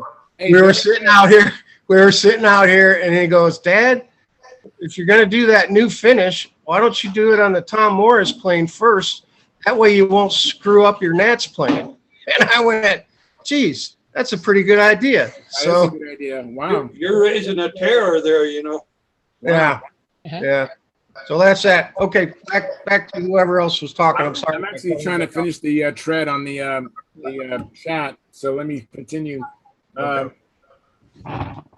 then my friend Joe Mata, when I say friend, he's a local friend and someone I fly with who's learning how to fly. He says, I'm planning a go-away party for you, LOL. So, Joe, I don't know what you're talking about. I'm not going anywhere anytime soon that I know of. So, I don't know what you're talking about. So anyways, Mike Rigel says, do you guys know about me going away or anything? Just in case I didn't get the memo. Do you guys know about that or anything? I heard somebody running you for governor of California. Wow. Anyways. So I don't know what you're talking about, Joe Mata. And then Mike Rigel says, what kind of clips do you guys use for attaching the lines to your plane and handle? I use fishing hardware, but it's been a long time since I flew. Now, I actually started off using the ones from Sullivan. I used to use those, but now I make my own clip. I have the tip bending tool from Tom Morris, and I make my own clips. Because I use a hard point handle, microgel, and so that's how I adjust my handle. I don't have a single line to adjust like an easy adjust. I adjust it by different length clips. So I make my own clips. Anyways, what clips do you guys use? Do you guys use anything other than Sullivan? What do you guys use for clips? I use mostly scissor types. Oh, I hate those. What types? I didn't quite. I know. I don't care for them as much either, but they don't open up like the other ones do. What type is that, John? I didn't quite understand what you're saying. Scissors types. Oh, scissor type. Yeah, I make my own scissor types. I like scissors. Really? No, I like the old. I like the old-fashioned perfect clips. Okay. I like them too, but I've landed a couple of planes with them open. With Yeah, they open in flight. Yeah. I use this type of scissor clip, and it's the one, there was a discussion about them. Brett Buck posted a link to them, Yes. you know, from some fishing supply store, and I bought 100 of them, and Right. I haven't looked at. I like the slide clips too, Al. I do. But I mean, you know, I did a lot of racing and stuff, and those suckers always hang up, or you know, in the heat of battle and racing and pitting and all that stuff, and then I'm always finding the eyelet coming out from underneath the scissor end. I mean, you know, I never had. I had one almost fail, but I never had any clip fail, but I had scissor clips almost fail, and I did have the scissor clip actually hang up. You know, it gets caught in that little tight end. the only thing I don't like about the slide clip is that gap that can be in there. And of course, you can close that up by crimping it a little more. But what I've always done with these, especially when I was using them for combat, was make sure that there's no gap there. And then I would clean that up and just run a bead of solder down there, keep them from opening up all the way. I've been putting a sliding tubing over them too lately. Sliding tube, Yeah. okay. Well, and I think the use you're using them for, whether like use them, the clips you use on stunt are going to act a lot different than the clips you're using for racing or combat. And so you got to run what works best for you in the event you're flying. Right. There's one I soldered versus one. Right. Trying to do this in front of the thing here. I bought a bunch off of Tom Morris of those when he was at Brodak. There you go. He had all sizes. There's one soldered versus one that's not. So if I do use a slide clip, I make sure that it's soldered. Really? And I did like 40 of these at one time and just piled them in there. So when it's soldered, can it still slide or not? Oh yeah. All you're doing, yeah. It still slides just the way it's supposed to. I mean, you can go from one side to the other, no problem at all. And you do screw a few of them up when you're soldering them. Sometimes you get too much solder in there and it gets boogered up. But if you're real light and you get it the right temperature, it just flows right into that crack. And then I've never had one of these open up, but I have had these open up without the solder on them. Mm-hmm. Yeah. I mean, I flew those in our Warbird event and fast combat, and I never had an issue with them. Never opened up, you know. Yeah. And then even my rat racers, you know, never had any issue with any of them. And I'm not even using the extra large ones. I'm using the medium sized one, you know, to keep the line drag down. You know, they're like the medium. Tom Morris had a nice selection of them, and when he was at Brodak, and I purchased a bunch off of them. They're called Luxor clips. Okay. Luxor. Yeah, Luxor. Okay. And I bought them from that place from that Brett recommended as well. Hey, I have a question, you guys. I have some old time Perfect swivel clips. Remember those ones made by Perfect, or they were sold by Perfect? Throw them in the garbage. Yeah, get rid of them. Yeah, I think I might have one. Are those illegal or just no good, or both? Any fishing or swivel clip is against the AMA code. It says right in the AMA code, no swivel clips. Okay. No split rings either. That's why it kills me, man, when these guys get on either Stunthangar or even on our group and they talk about using split rings and fishing swivels. I don't even get involved anymore because it's like talking to a wall. I've been using fishing clips since 1955 and blah, blah, blah. Well, that may be that you've used them and they're fine, but they're against the AMA code. They're specifically prohibited. So don't use it. That's like using a metal prop. You can't use a metal prop. Right. Okay, cool. Well, I still haven't finished the chat. Let me continue on. Jeff Riley says, I've been using Luxor, and then he said Luxor clips. Then Mike Miguel says, Jeffrey, where do you get them? And then Jeff Riley says, Brodsky has them. Also, the last batch I bought was from RSM. And They then said Brodsky, I think Brodak. Brodak. yeah, that's what he meant. He corrected me. He goes, damn, that spell check. Yeah, it's Brodak. Yeah, And then there we go. Mike Miguel says, that spell check gets me all the time. And then Jeff Riley says, obviously, me too. Joe Mata goes, you're going electric? Joe, I haven't even finished the plane. The SV11 is still in the box. Don't worry. Joe, my friend Joe Mata, he's thinking that once I try it, I'm done. I'm going to go electric. And I keep telling him, you know, I'm just going to try it. We'll see. I know that I tried the carbon fiber prop, and I tried not to like it. Ended up buying some carbon fiber props. So we'll see what happens. But I'm all caught up. So now I feel we can continue talking about whatever we want to talk about.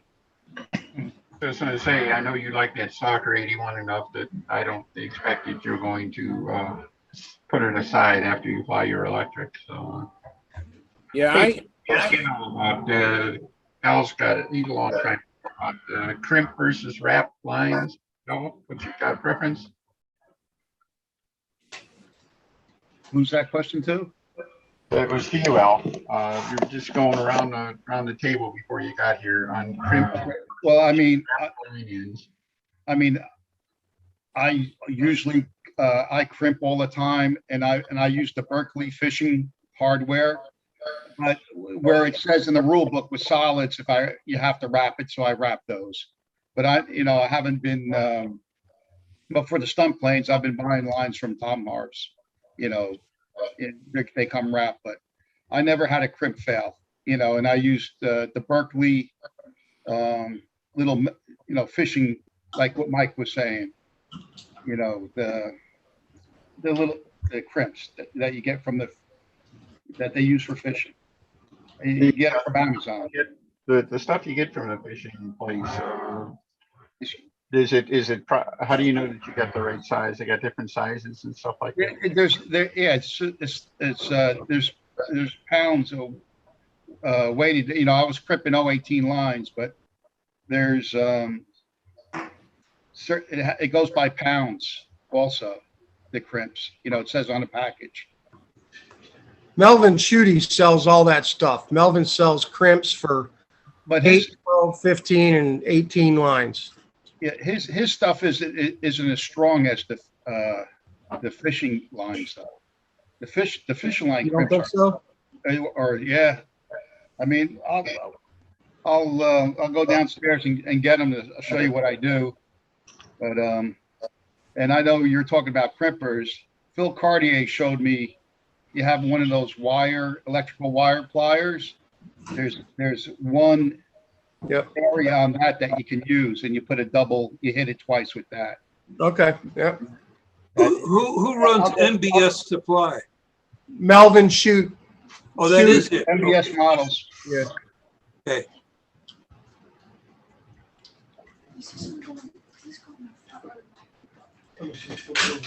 So Jeff Riley says another Jedi led to the dark side. Don't worry, I'm not. I'll tell you, I tell everybody this. And when a jet plane flies over my house, I'm like, eh. But when I hear a World War II IC engine plane fly over my house, I can't get outside fast enough to see what it is. And to me, not the exact same scenario, but to me, if everything being the same, I think it's so much more appealing to see an IC motor doing the stunt pattern. That's just my personal opinion. Yeah. I that's just me. I just like gas power engines. I just like the smell of the clots, or I like the smell of the caster. And I think all things being the same, I know myself, I would prefer the IC plane. So I might feel totally different after I fly an electric. Who knows? I might be having to walk back all these comments, and you guys can go, you remember when you said this, Charles? Remember when you said that? and I'll take it like a man, but it has to be proven to me first. I'm still and I really love the Stalker 81. How that sounds? You think an IC motor sounds nice? And I know John can vouch for it, but my Stalker 81, and Joe can tell you, that is such a sweet sounding motor. Yep. I mean, I had Thing people, is- I had people watching me at this baseball tournament, and I was not even doing stunts. They were just sitting there watching me fly my Strega, and I was basically flying level because it's a beautiful sound.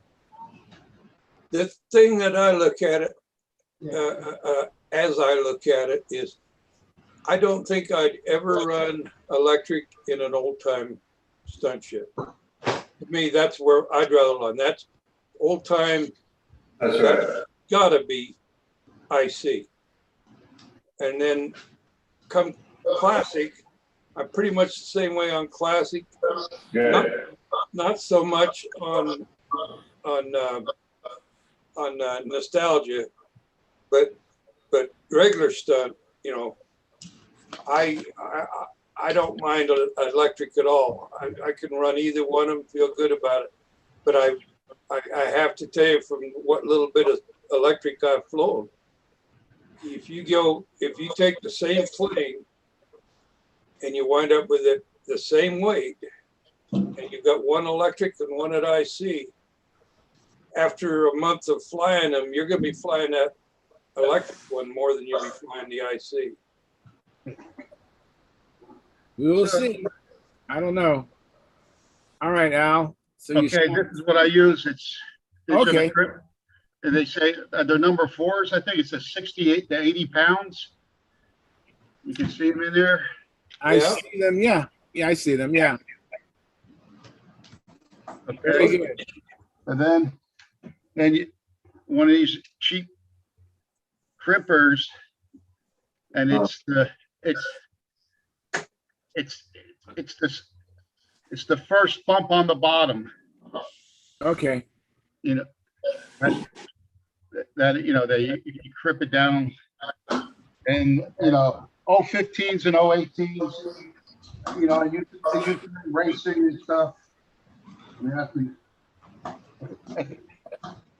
I won't do it without a line in it, but let me see. I think these are half A ones. Let me find something. While he's doing that, I got to say, Howard must have a nice shop. He's got 2 big toolboxes back there, man. Oh, yeah. I know. Look at that. He's a 2 toolbox guy. I think one's red for metric and the black is for SAE. I wouldn't put it past him, man. So I these thought are was there an upright finger on that fist that I saw go up? There might be. these are the shooting crimps, and they're shorter. So when you do it, so with the Berkeley ones, it's easier to get to. Okay. You put it in. Let me see. Can you see that? You got to move your hand to the right. Right there. Yes. Okay. Excellent. Oh, yeah. So that you crimp it. You know, and let me see where I can't.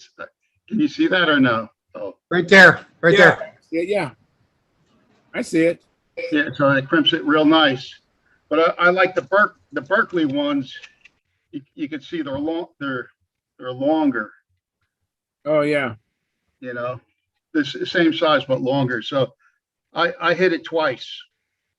You know, I hit it twice with that. Phil Cartier told me about that. You know, with Do this. you offset them 90 degrees when you crimp them? No, not off 90 degrees, one behind the other. Because if you do that, it'll want to open up the other one. You know, just one right behind the other. Oh, okay. If you squeeze it, if you squeeze, you know, because it makes it oblong. If you squeeze it the opposite way, it's going to open up the other one. So I just put. Let me see if I can do it with this. So. Well, I did it the opposite side. Hold on.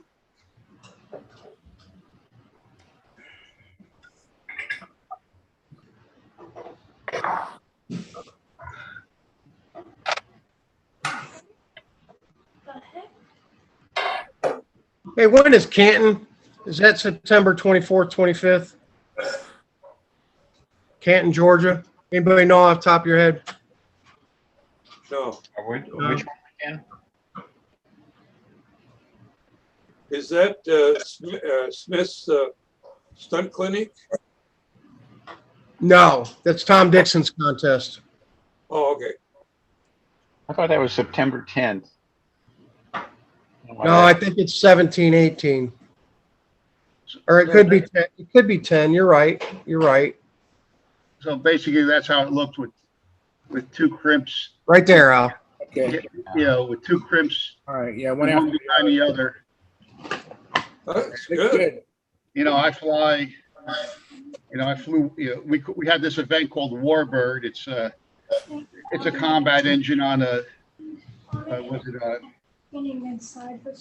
oh boy 300 square inch airplane wing, and you know, and they pull. Though they really pull hard, and you know, never any issue. So. Well, good. Thank you, Al. Appreciate that show and tell. And let me continue on. Mike Rigel says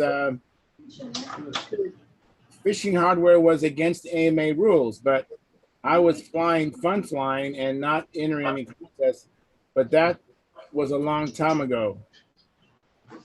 So, Well, I know it was almost always against AMA rule for a long way back to be running fishing swivels of any kind. okay. So it's okay to use the Too many failures. it's okay to use the fishing crimps. You just can't use the fishing swivels, right? Yeah, well, swivels are that's just little balls, you know. Yeah. All right. And then Jeff Riley says the last plane I flew on fishing line felt like it was on rubber bands. Well, I gotta say one thing about Spectra lines because they were using them.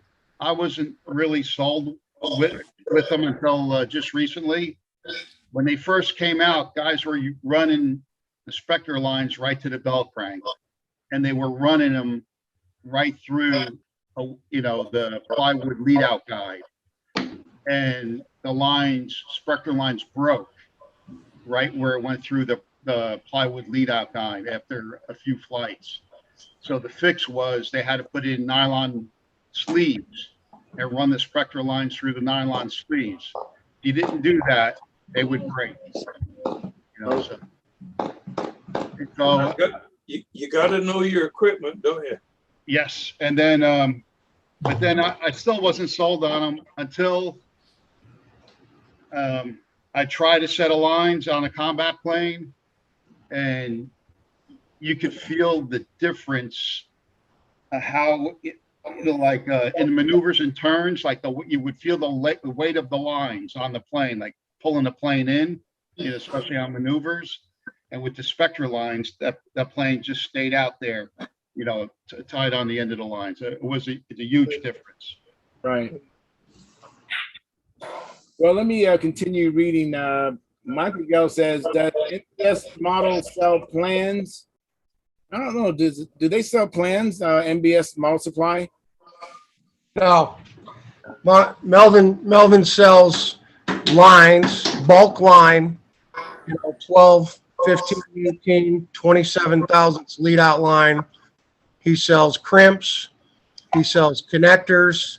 He sells bladder material, all different sizes of bladder material, and then the ends and caps and the barbed ends, lure tips, Nelson glow plugs, syringes. Yeah. This is lines from Melvin. Yeah. Right. Yeah. I got those. Yeah. I think that's really about it. Just some adhesives and stuff, but yeah, no kits, no covering material, no balsa, nothing like that. Just he's dedicated to setting stuff up on a bladder and making lines and connections. He has a website, doesn't he? He has a website. Yeah, he does. Yeah, that's how I've ordered from him. And he has good customer service too. I've spoken to Melvin, and he's called me when he's out of town to tell me my order will be when he gets right back. He's a good person to buy from. Yeah, he was set up at the Nats. He's usually over on the combat circles for a couple days, and he's on the racing circle for a couple days, and then he's up there on the stunt circle for a couple days. He's got a lot of good stuff. He's another guy that has a tent like Jim Lee, and you better have your wallet with you when you walk in there because you're going to buy something. Either that or leave your wallet at home. Yeah. Yeah. And you can't bring any of the good stuff home. Hey, Mike, I'm looking at Stunthangar, and the Tom Dixon contest is September 10th through 12th. Okay. In the All event. right. Yeah, I'm getting hit with guys telling me I got to take Sam to Kansas City September 24th because I posted that picture of him working on his F2D stuff on Maca, and they're all, get him to Kansas City in September. He needs to start flying the event. So maybe we'll go to Kansas City in September. I don't know. Our That's contest, the Broken Arrow, isn't it? I don't think it's a stunt event. I think it's just F2D triple limb. That's it. No speed limit, no FA. It's an all F2D event all weekend. our And contest also in season is September starting they have a stunt event. Oh, yeah, called the Broken Arrow. Okay. St. Louis. Oh, that's St. Louis, right? And then Jim Lee has a contest he calls Top Class, I think, and it's in August. Topeka, right? It's the same weekend. Class Topeka. Yeah. Well, and I found out that Knights of the Round Circle in LA, for those of us that might conceivably go there, I think it's August 23rd or right in that area that there's a weekend in there. We'll talk about that.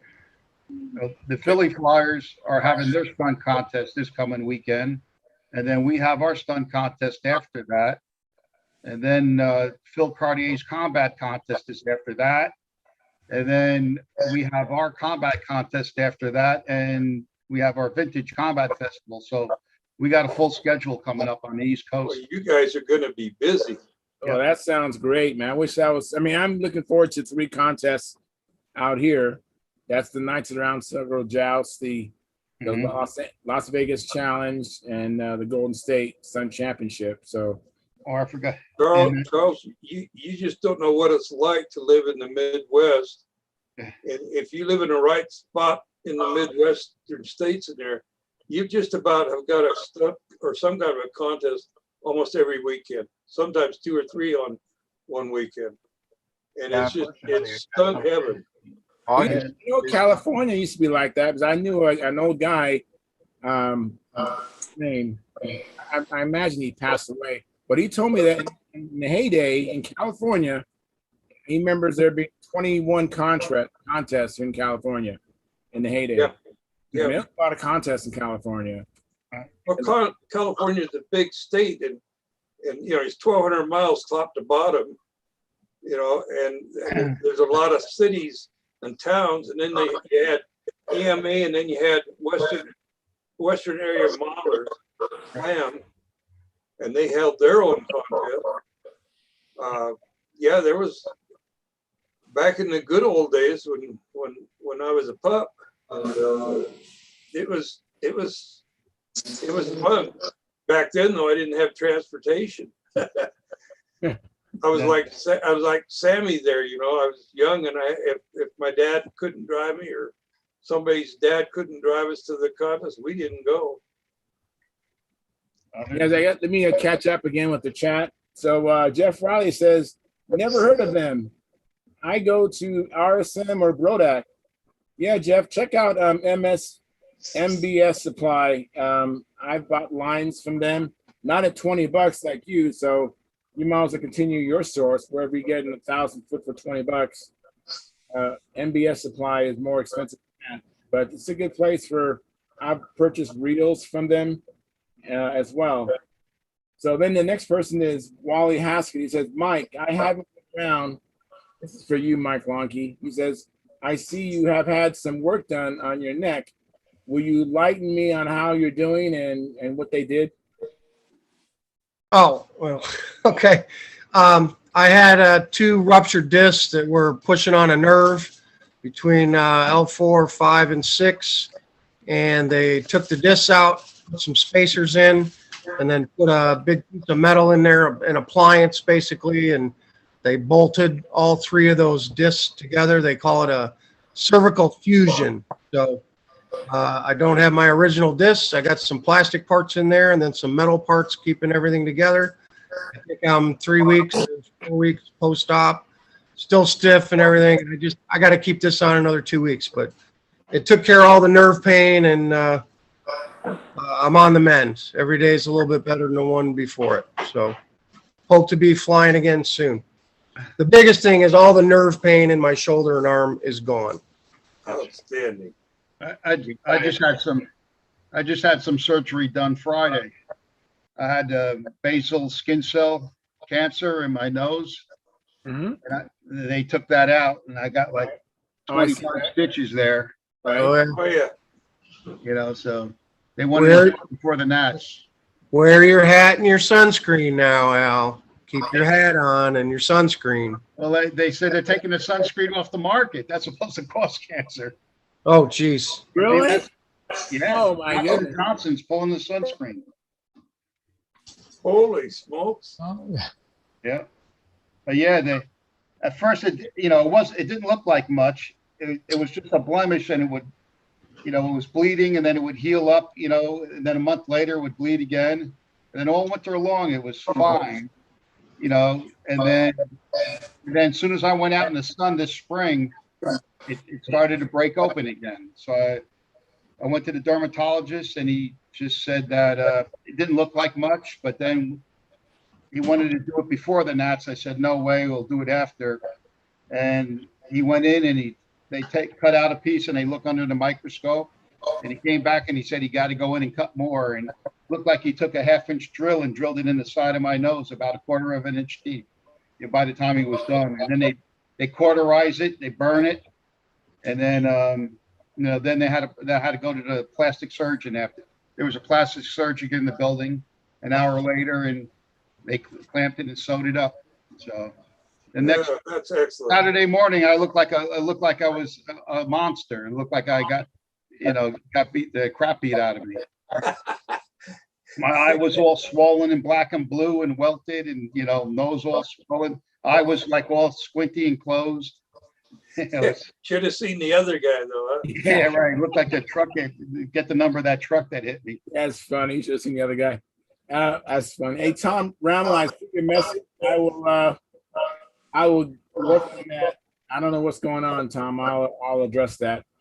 And Michael Miguel says, I wish I could get rid of the pain in my back on my lower left side. That's a pinched nerve or sciatica. Yes, my wife, she has sciatica problems as well. So yeah, it's and hey, thank you very much, Al. I appreciate the support. Thank you so much. Okay, no problem.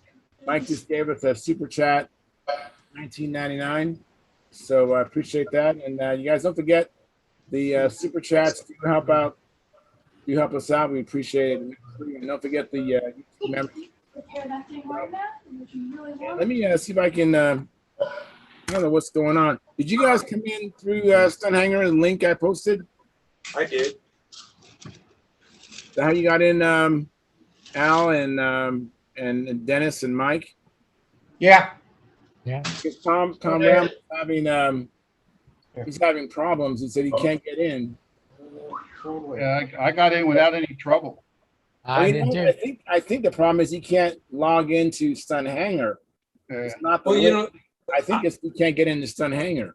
I noticed that I was gone all day, so when I went to go to Stunthangar, I wasn't logged in. I was a guest, and I've got it set up to stay logged in. Well, remember Sparky said he was doing some work on the The server was down for about 3 hours today.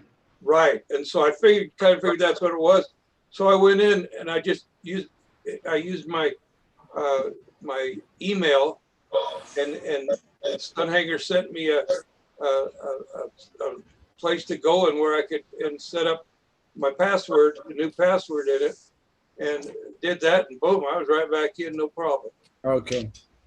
So Tom, I don't know if you're listening, Tom, but I'll go ahead and try to accommodate what you're asking for. So, but yeah, I had to log into Stunthangar myself, which was odd. Yeah, I did too. did it, but I was Yeah. at 20.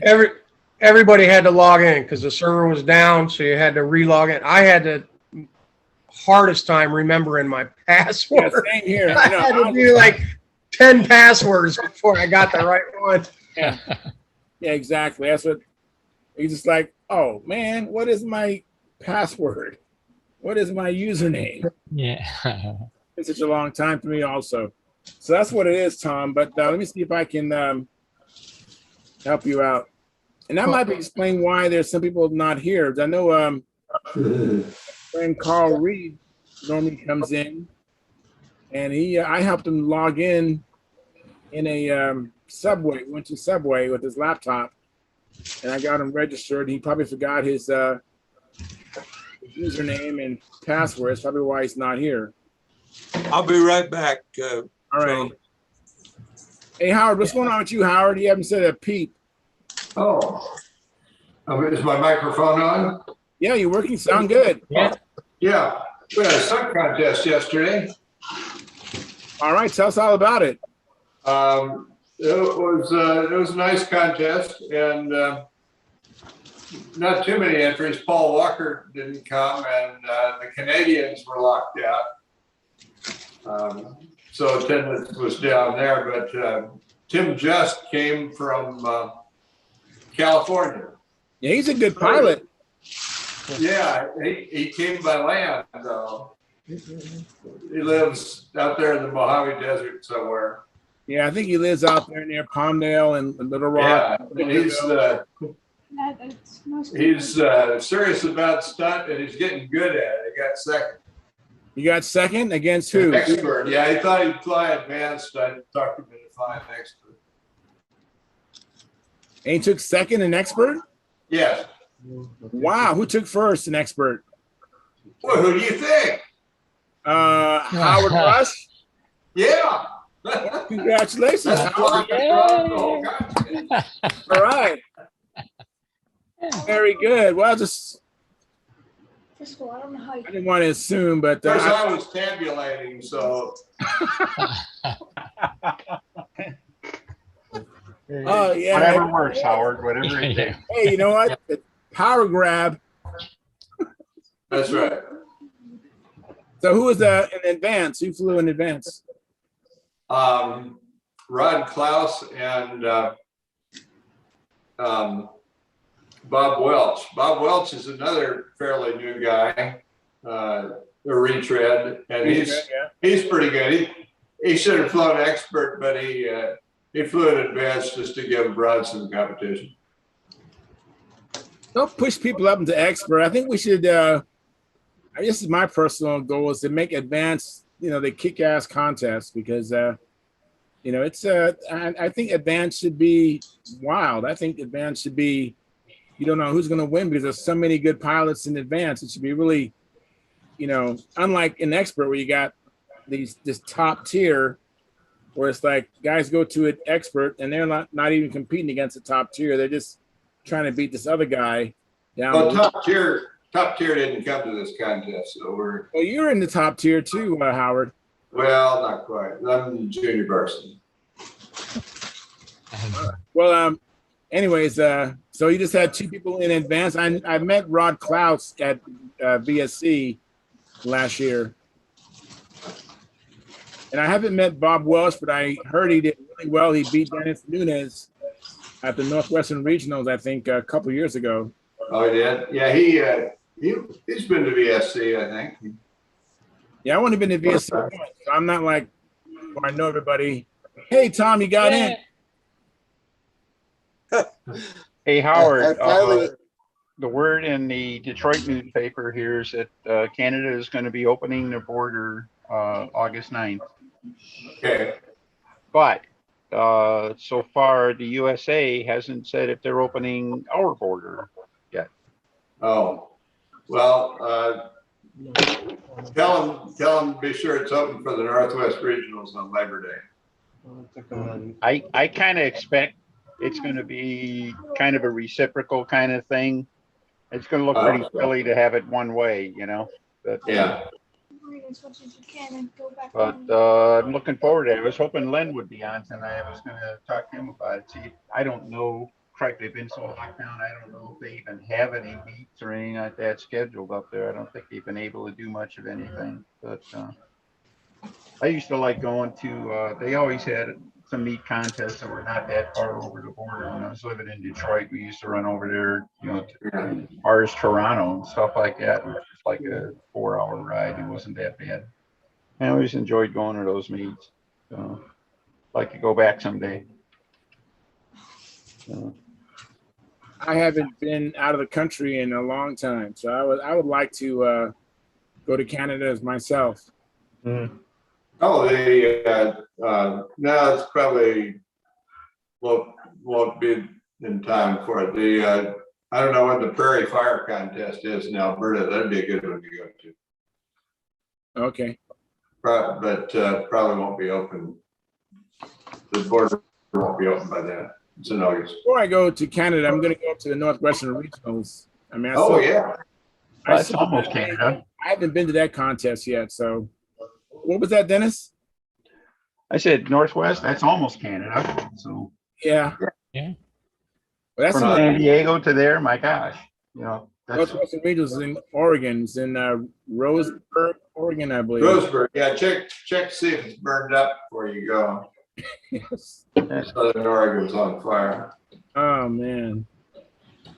I saw. I got this dream. I'm going to be kind of a bucket list. I would like to make some of the big regional contests all over the country. The Northwest Regional, the Golden States. Golden State. Yeah, that's good.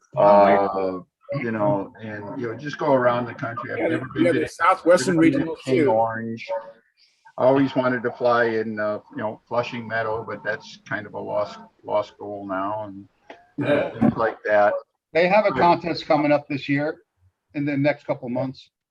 Well, Flushing lost their field, didn't they? No, Flushing Meadows? No, they got a field. Well, what was the one that got Philly Flyers lost the field, I think.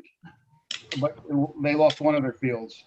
And then Bob Hunt's having his contest, which is. Yeah, I'd like to make that one too. Yeah, that's becoming you know a must go to.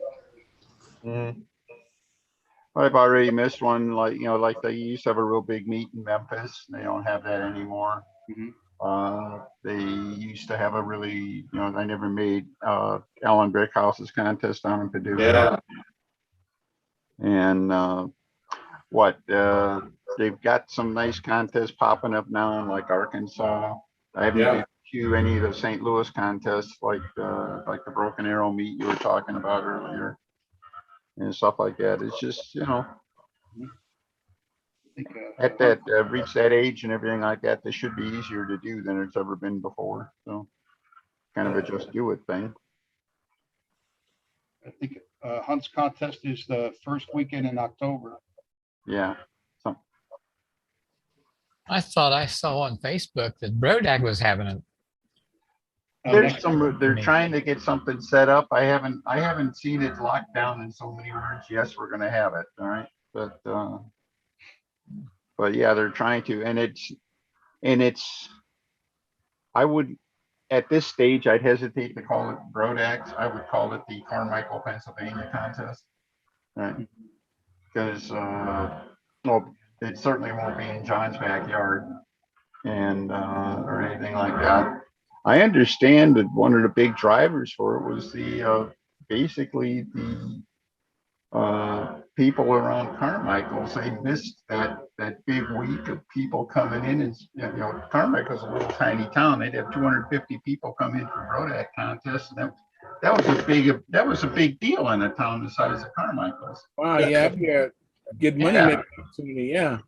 You missed those $2 ham sandwiches in the supermarket. Yeah, well, that's it. It was that. It was, you know, all the hotels and everything. I mean, everybody did big business. You could go to the supermarket, get a sandwich, a soda, and a bag of chips or some potato salad, all for under $5. Mhm. Wow. And come back to Absolutely. Jersey, it cost me $12. Wow. Absolutely. Now, is that just any time or is this during the Brodak contest? Oh, that's anytime, actually. That's anytime at the supermarket there, at the, right from the deli, from this, at Brodex, what is it, Stop and Save or something? Stop Oh, and you're right, Save. next to the hobby shop. Yes, next to the hobby shop. Yeah. That was, if we want, when we ventured, switched off from our hot dog diet, we went over Yeah. there. Hot dog diet. Very good. Tom, go ahead, Tom. Tom Ramo, please. So earlier you were talking about crimping lines, and I'm an electronic engineer, so I do a lot of electrical crimping. I've never tried this on lines, but I have this type of crimper, Yeah. and it's for crimping ferrules on wires, on the end of wires.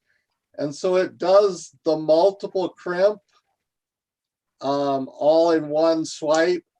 Plus it ratchets, so you can't release it until you get the full crimp.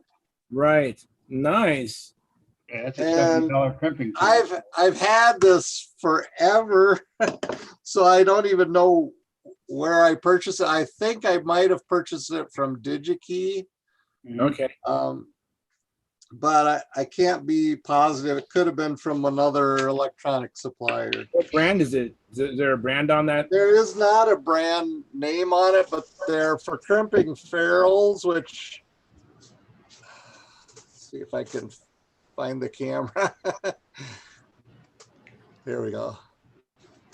So trying to rotate it. This one has like an insulated sleeve where the wire, it's used for stranded wire. Okay. You poke the stranded wire through, and then you crimp the metal part at the end. And so it has an insulated section. Right. Like a bus, right? I think if you look for ferrule crimper at some of these electronic suppliers, you'd probably find them. Here's something I got at the Boeing surplus store. It's for crimping pins, I think, on see the four little doodads? Yeah. Coming and then wow. I use this on lines. There's two sets of four points. Yes. So it makes kind of an interesting crimp. It's for electronics pins, but I've used it on some combat lead outs and stuff. But you can't use eyelets with that. No, probably couldn't get them back through the hole. Yeah, you'd be so I just used them on lead outs. I don't have any handy. fine with the tool. But I usually wrap stuff. That's the only exception. Don't know yet. Yeah, I think these types of crimpers are usually pretty expensive too. Yeah, probably so. I would think. Yeah, this cost me all of $5, but I think knew they cost a little more than that. It probably cost Boeing $500. Yeah, it's better. Yeah, this is the old Oh, wait, actually. the cheap one does the trick. Yeah, I have a couple of those. Yeah, and it's What I do. the first bump on the bottom. You'll see there's a round part that fits the crimp perfect. Right. Right in here, right in there. Very good. Yeah, Phil Cartier is the one that turned me on to this. One on the I bought the one from the fishing, the fishing supply, fishing store, and it doesn't do the job. That does the job. You know, it's Very easier. cool. I got a question for you guys. Go Way ahead. back in the beginning, has anybody ever tried the piano wire as lead outs from the bell crank out? Yeah. Have you, okay, because I got one that's got the cable, you know, and then one that's got the piano wire. Oh yeah. People who did that like it because it rattles on the way to the flying field. Yes. Oh. If it doesn't do that, they don't think they're going flying. It doesn't feel. Yeah, I know. Just curious. I just, Happy airplane. So You know, control line, we have people they're in different camps. Some people don't like braided lead outs. Some people only like solid lead outs. And it's like, all depends upon which camp you're in. yeah, my biggest problem with solid lead outs is that it makes the airplane about 3 inches longer, that much harder to fit in the car. Oh yeah, there's that. Yes. Yeah. So when we were flying ringmasters or combat wings or something like that, no big deal. We started flying stunt planes, and it's like, oh man. Well, Yeah, well that's then, a good point. on Dennis's note, if you do put it in the car and it does bend it, and it's right at the area where it comes out of the wing, then you got that hitch in there that you can't get rid of. Yep. You know, so or you get a kink in the other one. right. You get a little kink in there, you get a little bend, then you get the drag in the spot where it's going through your lead out guide. And you always get that bend in such a place that there ain't no way in hell that you can straighten it back out or anything like that. Just a little bit out of reach. Yeah. Have any of you tried those fishing line straighteners on the braided line? Have you ever tried those straighteners? I bought Never one. heard of it. What's that about? But I've had some people try them and they say they work really good to straighten out your lines, your braided lines. Really? It's like these 3 dowels with and it has like some raised points on them, and when you squeeze them, it just straightens out your wires. You can buy, even Dubro sells it. I have one. I haven't used it yet, but I've heard of people using it and they like it. To straighten out the waves in your lines, you just use this tool and it straightens your lines out. Cool. Yeah.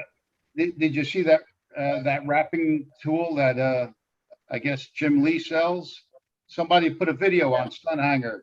Yeah. He has it. He just spins it, I've spins seen it, it. and wraps it. It's a- I even seen that Sparky on his channel has a video of him using that. Right. Yeah, that was Sparky's video. Yeah.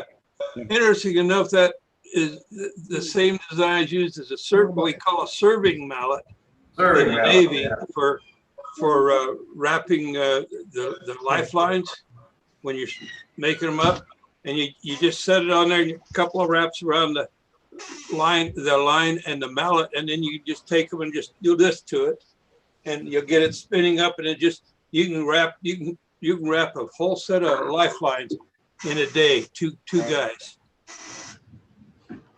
Yeah, I seen it. I use a fishing line bobbin, and I use that, but I don't whip it around. I actually hold it the whole time. And Yeah. that's how I wrap my lines, and in conjunction with the Tom Morris wrapping jig and a fly fishing bobbin, and I do some pretty nice wraps that way. And you guys, I have a few more comments on the chat box, and then we're going to transfer to the after party, because it's after 9 o'clock here, or after midnight, where some people are at. Anyways, Minnesota Mike says FM Skylarks have a great contest. I've never been to that contest, Minnesota Mike. I'll have to check it out. And then Mike Rigel says, I've had some half A planes with music wire lead outs. Yep, so have I. Yep, I remember seeing that too. Well, you guys, we've had some great conversation about kinks and about crimps and wrapping and the spider wire and all kinds of stuff about flying. So we had some really good conversations. We got $19.99 in super chat revenue. I appreciate that very much. Thank you, Al. And we'll be back Friday same time, same channel. Go out there and have some fun in your garage, or go up to the flying field and come back and tell us all about it Friday. And until then, I wish you all be safe and be well, and we will see you again Friday. So I'm going to end the stream.